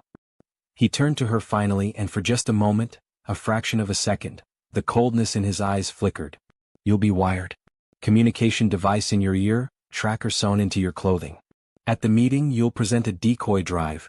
It contains enough authentic data to be convincing but nothing that can actually be used against us." "And the real files?" "Already secured. Multiple copies, multiple locations, with instructions for release if anything happens to either of us." "Release to whom?" "International press. Interpol. The Korean National Intelligence Service. The Nigerian EFCC." He paused. "Mutually assured destruction. If the consortium harms us, their secrets become everyone's secrets." It was elegant. Ruthless. Pure Min-jae. "What do I need to do?" Amara asked. Be yourself. Be afraid, they'll expect that and it will make them confident. Present the drive when asked. And when I give the signal. What signal? His expression didn't change. You'll know. Ade was harder. He clung to Amara's legs at the front door, his small face crumpled with the fear of another separation. I don't want you to go, Mama. I know, baby. But I have to do something important. Something that's going to keep us safe. Is Dad going too? Yes. Ade looked up at Min-jae, who stood behind Amara with an expression that looked carved from granite. You promised you wouldn't leave, Ade said. Something in Min-jae's composure cracked. Just slightly, just enough. He knelt. The black sovereign, feared across 2 continents, knelt on a dusty doorstep and looked his 3-year-old son in the eye. I promised, he agreed. And I keep my promises. What I'm doing today is making sure no one ever scares you again. After today, no more running. No more hiding. Just. He glanced at Amara. Just us. A family. Promise. I swear it. On what? Min-jae hesitated. Then he extended his wrist, the one bearing the dragon tattoo, scales gleaming in the morning light, crimson ink details vivid against his skin. See this, he said. Ade nodded, touching the tattoo with tiny fingers. This means I always protect the people I love. Always. No matter what. Even dragons can get hurt. Yes. But they always survive. Because they have something worth fighting for. Ade studied the tattoo for another moment. Then he leaned forward and kissed the dragon's head. Be careful, Dad. Min-jae's eyes closed briefly. When they opened, something had hardened, a resolve beyond anything Amara had ever witnessed. I will, he said. He straightened, and a woman from the secondary team stepped forward. I'll protect him with my life, sir. You'll protect him with more than that, Min-jae said quietly. Because if anything happens to him, there won't be a corner of this earth where you can hide from me. It wasn't a threat. It was a fact. The woman nodded, her expression solemn, and guided Ade toward a waiting vehicle. The boy waved through the window as the car pulled away, his small hand pressed against the glass. Min-jae watched until the car disappeared. Then the mask returned. Complete. Impenetrable. Terrifying. Let's go, he said. The abandoned textile factory sat 40 minutes outside Lagos, squatting on a stretch of land where the expressway met scrubland that stretched toward distant hills. It had been dead for years, machinery rusting, walls streaked with water damage, the skeleton of Nigerian industry left to rot when cheaper alternatives appeared. They arrived at 3 p.m. Min-jae's team was already in position, invisible, embedded in the landscape with the practiced ease of people who made a living being unseen. Snipers on the overpass. Containment teams at every exit. A medical unit staged 2 kilometers away. The factory's main floor had been chosen for the meeting. A vast, empty space where sound echoed and shadows gathered in corners, dominated by rusted conveyor systems and the ghosts of commerce past. Someone, Tund probably, had placed a table and 2 chairs in the center. 2 glasses of water. A laptop closed waiting. Theatrical, Amara murmured. Everything is theater, Min-jae replied. Especially violence. He checked his watch. 45 minutes. Last chance to back out. I'm not backing out. I had to offer. You didn't? You wouldn't have let me. The ghost of a smile crossed his face, there and gone so quickly she might have imagined it. You know me too well. Not well enough. Not anymore. She turned to face him. 4 years changes people. Not in the ways that matter. How would you know? Because you're standing here. Despite everything, the fear, the distance, the secrets, you're standing beside me. That tells me everything I need to know about who you are. She wanted to kiss him. Instead, she straightened her shoulders and walked toward the table. They came at 4:07 p.m. 7 minutes late, which was deliberate, a small power play that Min-jae noted and dismissed. 3 vehicles. Black. Expensive. The kind that whispered money and screamed danger. Philip Otera was the first to emerge. He was taller than Amara expected, lean and angular, with the careful posture of a man who had spent his career in intelligence services. His face was unremarkable by design, the kind of face that slipped through crowds and memories without leaving a trace. Behind him, 6 men in tactical clothing, armed with the casual proficiency of professionals. And behind them, staying close to the vehicles, 2 figures in suits whose faces Amara didn't recognize. The observers. The consortium's eyes. Ms. Adebayo. Otter's voice was pleasant, educated, carrying the clipped diction of someone trained in British schools. Or should I say Ms. Williams? You've had so many names. One was enough, Amara replied. The rest were survival. Survival. Yes. Adara's gaze swept the factory floor, cataloging exits and sight lines with professional speed. An interesting choice of venue. It's private. It's exposed. His eyes settled on Min-jae, who stood 3 meters behind Amara, hands clasped, expression blank. And apparently you've brought company. An associate, Amara said. Kang Min-jae Okoye is considerably more than an associate. Adara's smile was thin. The Black Sovereign. I'm honored. Min-jae said nothing. His silence was more unsettling than any response. Let's dispense with theater, Adara continued, pulling out one of the chairs and sitting with affected casualness. You have files that belong to my employers. I'm here to facilitate their return. They don't belong to your employers.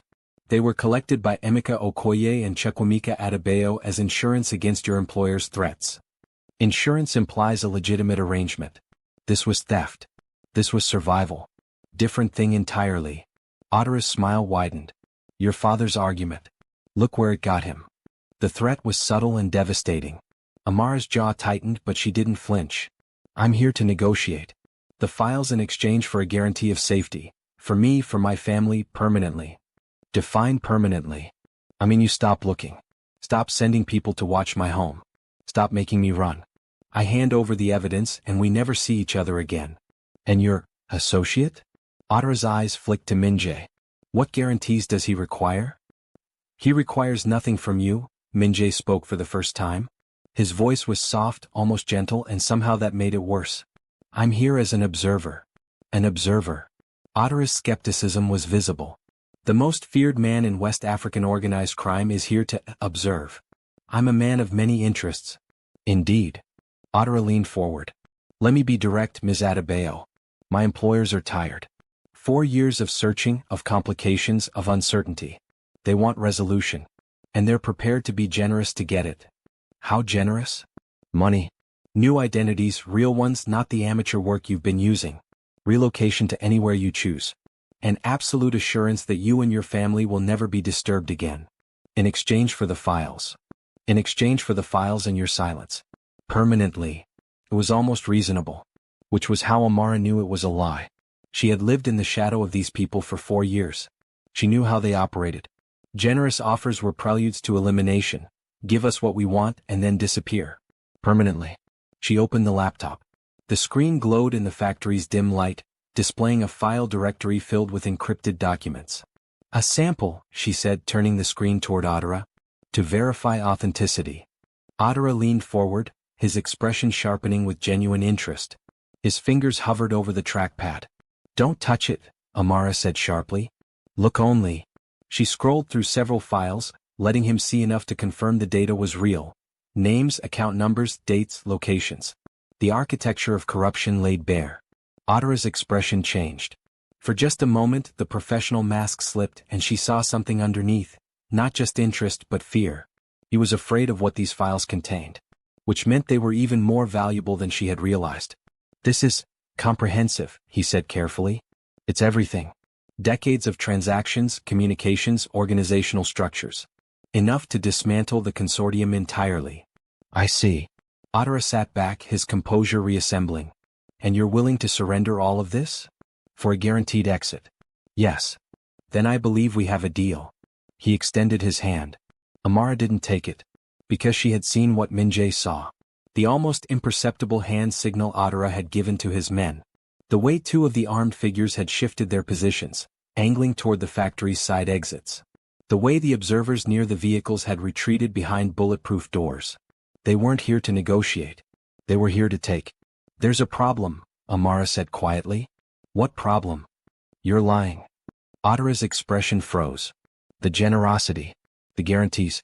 The reasonable terms. She closed the laptop with a deliberate click. You're planning to kill me the moment you have the files. Probably kill Min-jae too if you can manage it.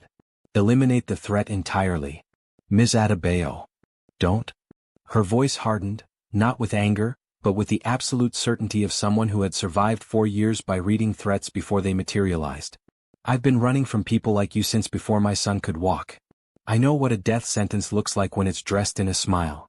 The factory went very still. Adara's mask dropped completely. Beneath it was something cold. calculating. The face of a man who had ended lives as casually as he ended conversations. Then we have a problem, he said softly. No. Min Jae's voice cut through the tension like a blade. You do. And he gave the signal. It happened with surgical precision. The factory erupted, not into chaos but into choreographed violence. Min Jae's team materialized from shadows and doorways in positions that Adara's men had somehow missed. The tactical advantage was absolute. Superior numbers, superior positioning, and the element of surprise wielded by people who had been waiting perfectly still for over an hour. Adara's armed escorts were disarmed in seconds, not through gunfire, but through the kind of close-quarters efficiency that spoke of elite training. Weapons were stripped from hands, bodies were driven to the ground, resistance was met with immediate and proportionate force. Two of Adara's men tried to reach the vehicles. They didn't make it. The observers, the consortium's eyes, found themselves surrounded before they could close their bulletproof doors. It was over in 90 seconds. Adara sat motionless in his chair through all of it. He had the composure of a man who had survived worse situations. His eyes tracked the room, calculating odds, searching for opportunities that weren't there. Min Jae approached the table slowly. His movements were unhurried, the walk of someone who had all the time in the world. The dragon tattoo was visible at his wrist, scales seeming to shift in the factory's harsh light. His expression was absolutely neutral. That neutrality was more terrifying than rage. Here's what's going to happen, he said, standing over Adara. You're going to tell me every name in the consortium. Every leader, every financier, every politician, every intelligence officer who has ever benefited from their protection. You're going to draw me a map of their entire organization. And if I refuse? Then the files, the complete, unedited files, go to every major news organization and law enforcement agency on 4 continents. Simultaneously. Min Jae placed his palms on the table, leaning forward until his face was inches from Adara's. Your employers survive in shadows. I'm offering them a choice. Cooperate and the shadows remain intact. Refuse and I turn on every light in the world. You'd expose your own father's involvement. My father is dead. His crimes died with him. But your employers are very much alive, and their crimes are ongoing. Adara's jaw worked silently. You don't understand what you're dealing with, he said finally. The consortium has survived for decades. They've weathered governments, wars, investigations. One man destroyed your operation tonight in 90 seconds. Min Jae straightened. I'm not your average adversary, Mr. Adara. I'm the Black Sovereign. And I'm very, very motivated. His gaze flicked to Amara. She stood 10 feet away, the closed laptop clutched to her chest, her eyes wide but steady. The woman you've been hunting for 4 years, Min Jae continued, his voice dropping to something barely above a whisper, is the mother of my child. The child your people frightened in a daycare. The family you threatened to destroy. He leaned close enough for Adara to see the crimson details in the serpent tattoo near his throat. I've killed men for less than that. Silence. The factory echoed with the sounds of Adara's team being secured. Zip ties, quiet commands, professional efficiency. What do you want? Adara asked finally. Everything. Every name. Every location. Every safe house. Every bank account. Every communication channel. I want the entire consortium laid bare. And in exchange? Your life. Which, given the circumstances, is considerably more than you deserve. Another silence. Then Adara began to talk. The interrogation lasted 3 hours. Amara waited in a separate room, a foreman's office with cracked windows and a rusted desk, while Min Jae extracted information with the patient, methodical thoroughness that had built his empire. Tun brought her tea. He's good at this, Tun said not unkindly. At scaring people into talking? At seeing patterns. Adara is giving names, but Min Jae is the one connecting them, seeing how the pieces fit together, identifying which names matter and which are decoys. How long will it take? To dismantle the consortium? Months maybe. But the immediate threat, the people who were hunting you, that ends tonight. You're sure? Tun studied her for a moment. I've worked for Min Jae for 7 years. In that time I've seen him face threats that would terrify most men. Political enemies, rival organizations, assassination attempts. He's handled all of them with the same calm efficiency. But I've never seen him like this. The way he is now, with you, with the boy, it's different. This isn't business. This is personal. Tun paused. And when Min Jae takes things personally, there is no force on earth that can stop him. The words should have been comforting. Instead, they filled Amara with a complicated mix of hope and dread. Hope because she wanted to believe it, wanted to believe that the nightmare was ending, that Ade could grow up safe, that she could stop running. Dread because she knew what Min-jae's world looked like from the inside. The violence. The constant vigilance. The enemies that regenerated like Hydra heads. Was that the life she wanted for her son? Was there any other option? The door opened and Min-jae entered. He looked exhausted, truly exhausted in a way she rarely saw from him. The mask was slipping, revealing the human underneath. Dark circles under his eyes, tension in his shoulders, a slight tremor in his hands that he was trying to hide. "It's done," he said. "The interrogation? The immediate threat. Otter's given us enough to neutralize the people who were hunting you. His employers, the core leadership, will take longer to address, but they no longer have the capability to reach you. How can you be sure?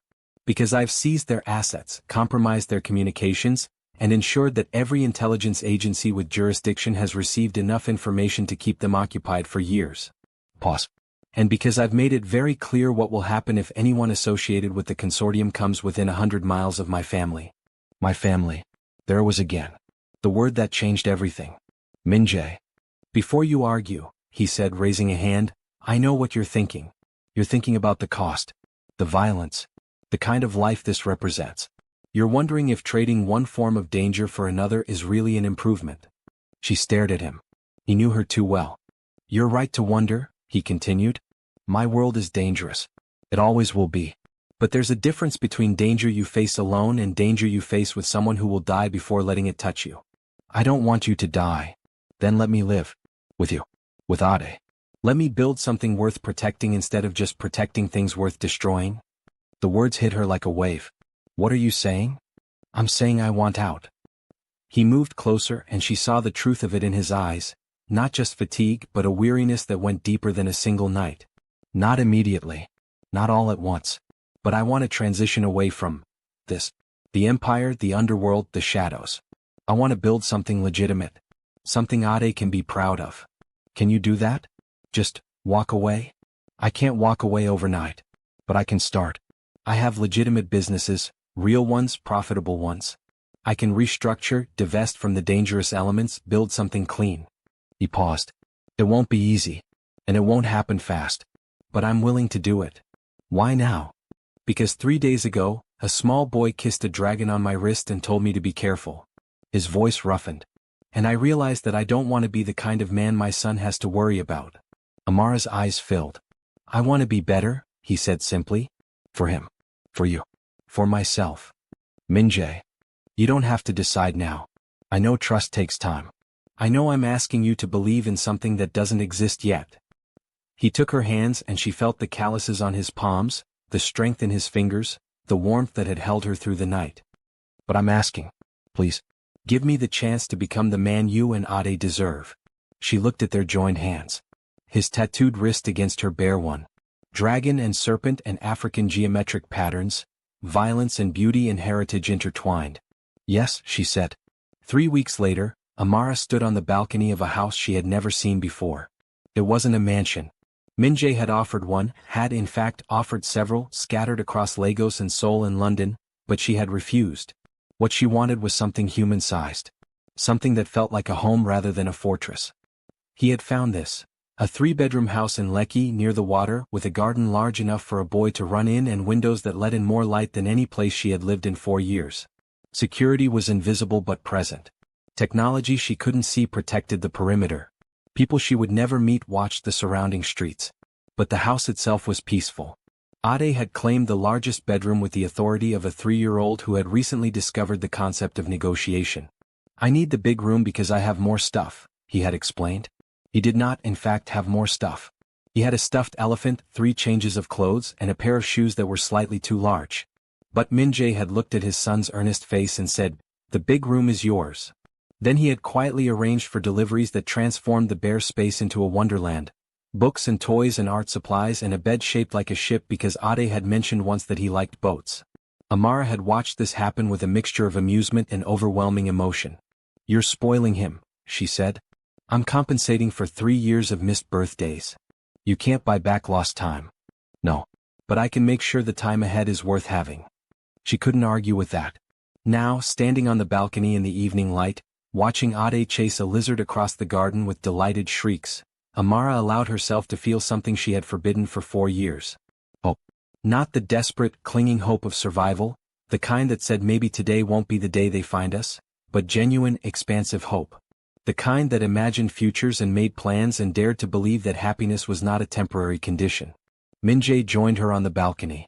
He had come from a meeting, legitimate business, the kind he was building more and more of, and still wore his suit, though the tie was loosened and the collar unbuttoned, revealing the edge of the dragon tattoo where it crept toward his collarbone.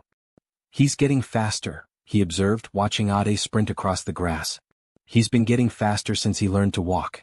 By the time he's 5, we'll need to put a tracker on him. Already considered it. Min-jae. Joking. Pause. Mostly. She laughed, full and warm and free the way she used to laugh before everything broke. He turned to look at her. In the golden light of a Lagos sunset, her face was luminous, rich dark skin glowing, expressive eyes bright with a joy she hadn't allowed herself in years. The severe bun was gone, replaced by natural curls that framed her face like a crown.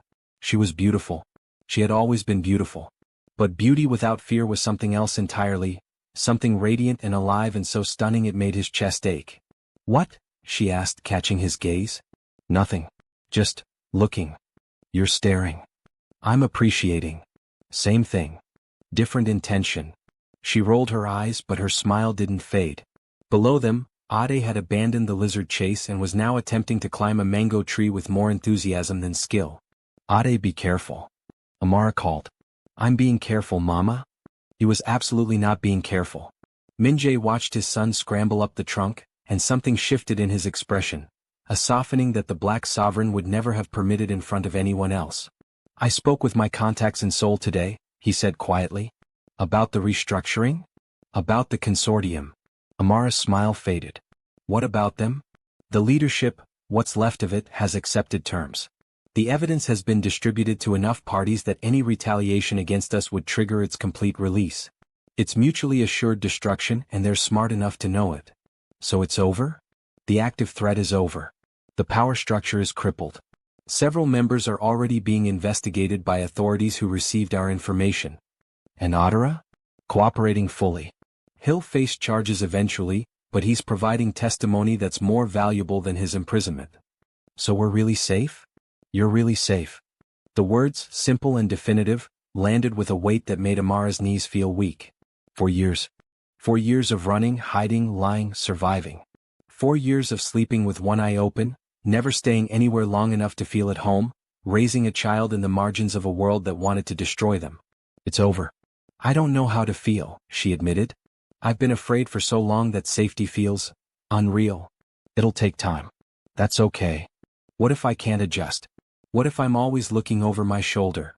Then I'll be beside you, looking over the other one." He turned to her fully, his hands finding hers.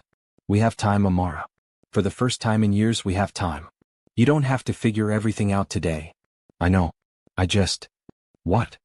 "I keep waiting for something to go wrong." "That's trauma. Not prophecy." She blinked at him. "When did you become wise?" "I've always been wise. You were just too busy being terrified to notice." Her laugh was watery but real. Ade had successfully climbed halfway up the mango tree and was now demanding that someone watch him. "Dad. Dad, look." Min-jae stepped to the balcony railing. "I see you." "Well done. I can see the ocean from here." "You absolutely cannot." "I can. It's blue and everything." "That's the neighbor's swimming pool." "Oh." Pause. "Can we get a swimming pool?" Amara pressed her face against Min-jae's shoulder, laughing helplessly. This was her life now. Not running. Not hiding. Not surviving. Living. 1 month after the factory. Lagos was in the grip of another rainstorm, the kind that turned streets into rivers and made the city feel like it existed underwater. Amara stood by the window of their home, watching the rain with an expression Min-jae couldn't read. "What are you thinking?" he asked from the doorway. "About the night we met again. The gala. The rain." "What about it?" "I've been afraid of rain for years. It always felt like a warning. Like the world was telling me to run." She pressed her hand against the glass. "But tonight it just feels like rain. Healing. Maybe." He crossed to her, his bare feet silent on the wooden floor. He wore a simple shirt, Sleeves rolled to the elbow, the dragon tattoo fully visible, coiling from wrist to forearm, scales catching the light with each movement. She had learned the tattoo differently now. Not as a symbol of danger but as a map of who he was. The Korean precision in its lines, the Nigerian boldness in its patterns, the personal history encoded in every detail. She had traced it with her fingers on quiet evenings while Ade slept, asking about each element, learning the stories behind the ink. The serpent, he had told her, was no longer what he might become. It's what I was, he had said. What I'm leaving behind. There's something I want to discuss, he said now, standing beside her at the window. That sounds serious. It is. She turned to face him. In the dim light, his expression was unguarded in a way she was still learning to trust. Open, vulnerable, carrying none of the armor he wore for the rest of the world. I've completed the majority of the restructuring, he said. The legitimate businesses are performing well. The other elements are being transferred or dissolved. That's good. It means my life is going to look very different. Quieter. Safer. More ordinary.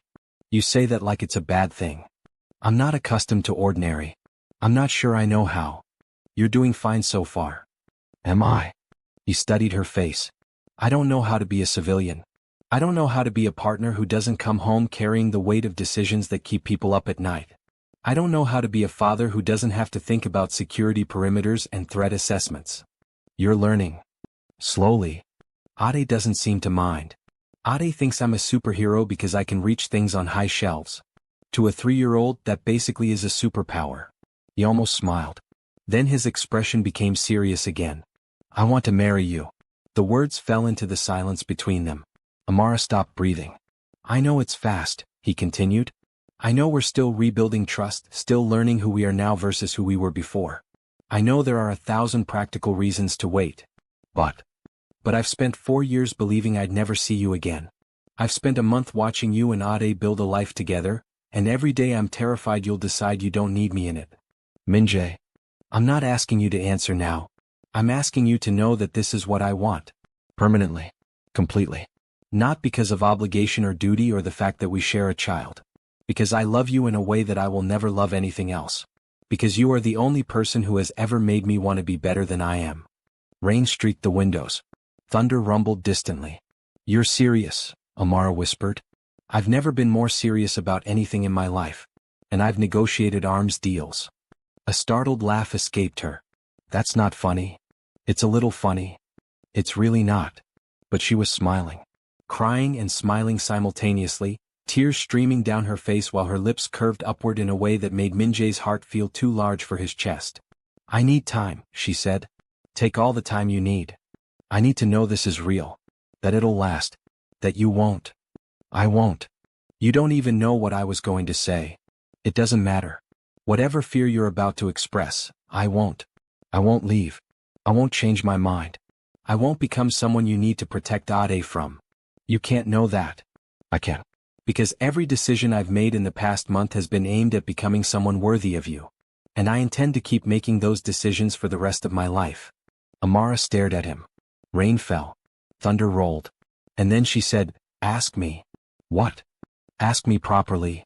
His expression shifted. Surprise, hope, a vulnerability she had never seen from the Black Sovereign. You said you needed time? I changed my mind. Ask me. He looked at her for a long, searching moment. Then he lowered to one knee. On the floor of their home, with rain streaming down the windows and their son sleeping in the next room and the last traces of danger finally fading from their lives, Kang Minjae Okoye, feared across continents, known as the Black Sovereign, bearer of the dragon tattoo, knelt before the woman who had brought him to his knees in every way that mattered. Amara Adebayo. His voice was rough. Unsteady. Human. Will you marry me? Yes, she said.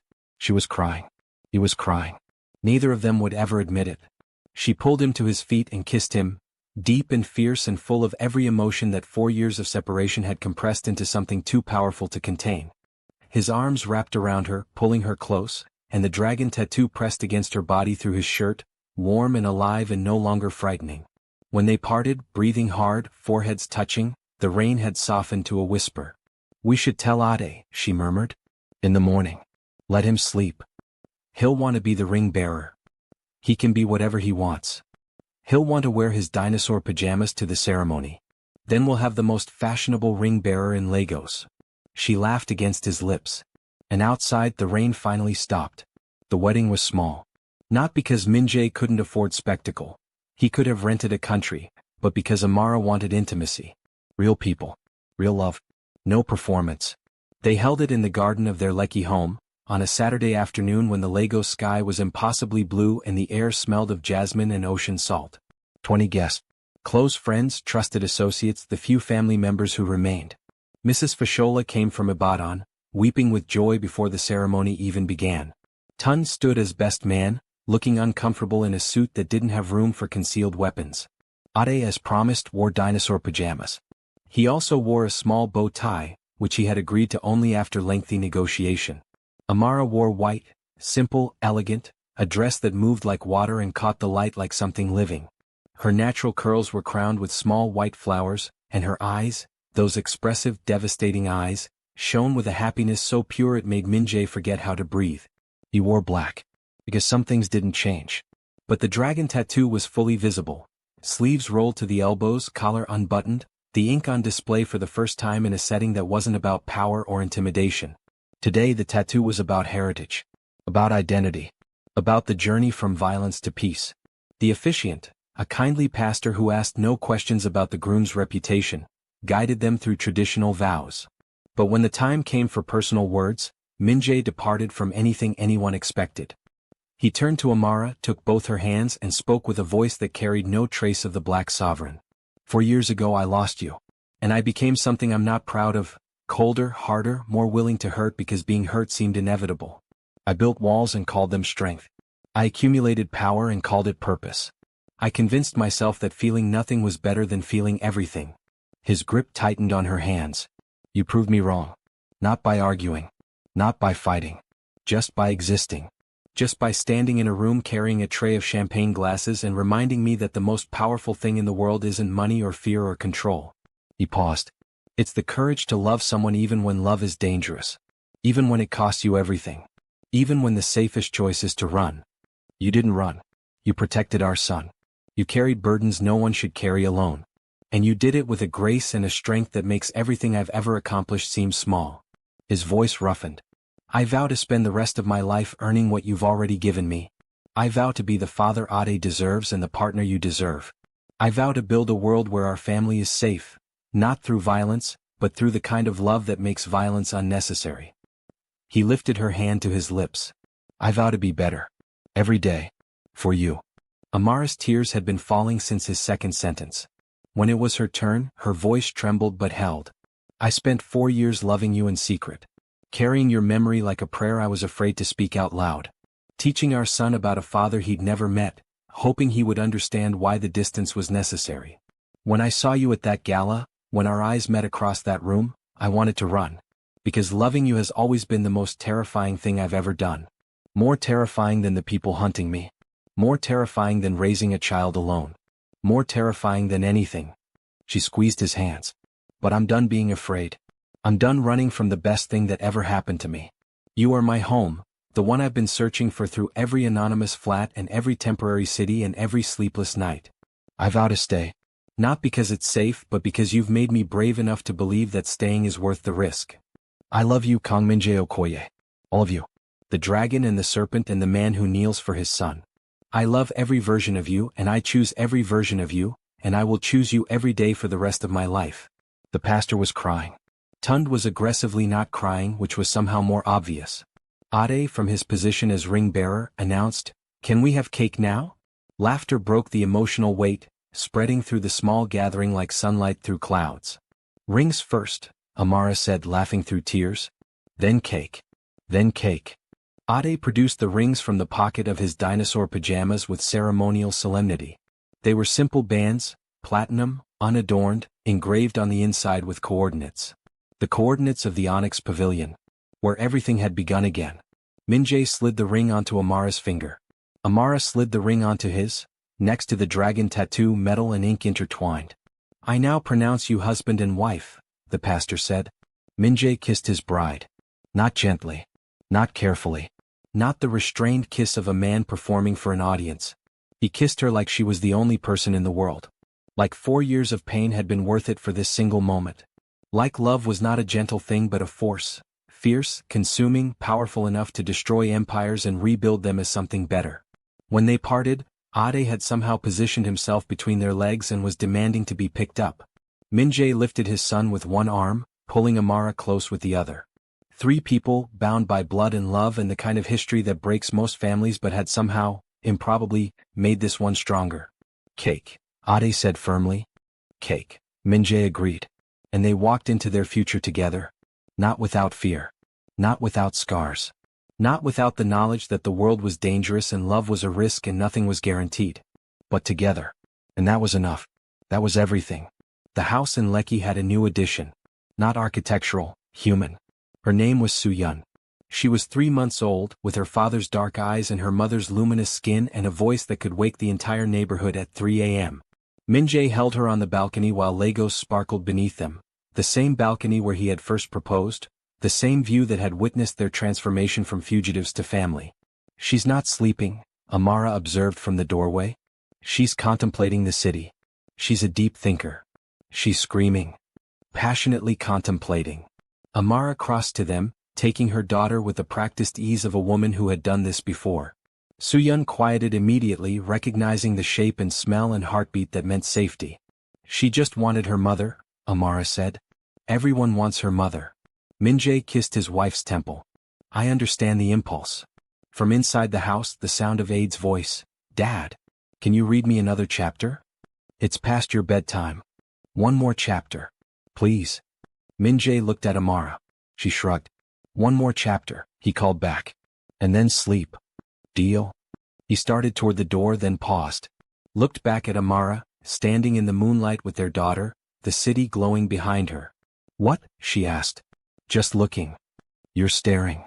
I'm appreciating. She smiled. He smiled. Not the cold, calculated expression of the black sovereign, but the real smile that belonged only to her, only to this family, only to the life they had built from the wreckage of the one before. The dragon tattoo caught the moonlight as he turned, scales shimmering. But it no longer looked like a warning. It looked like a promise. One he intended to keep forever. He walked inside. Read his son another chapter. Held his daughter when she cried. Kissed his wife goodnight. And somewhere in the distance rain began to fall. Not a punishment. Not a warning. Just rain. Washing the world clean. Making room for what grows after. If this story moved you, if Amara's courage and Min-jae's transformation stayed with you after the final word, please share it with someone who needs a story about love that survives the impossible. Like, subscribe, and stay for the next chapter of something unforgettable. Because the best stories aren't the ones that end. They're the ones that stay with you forever.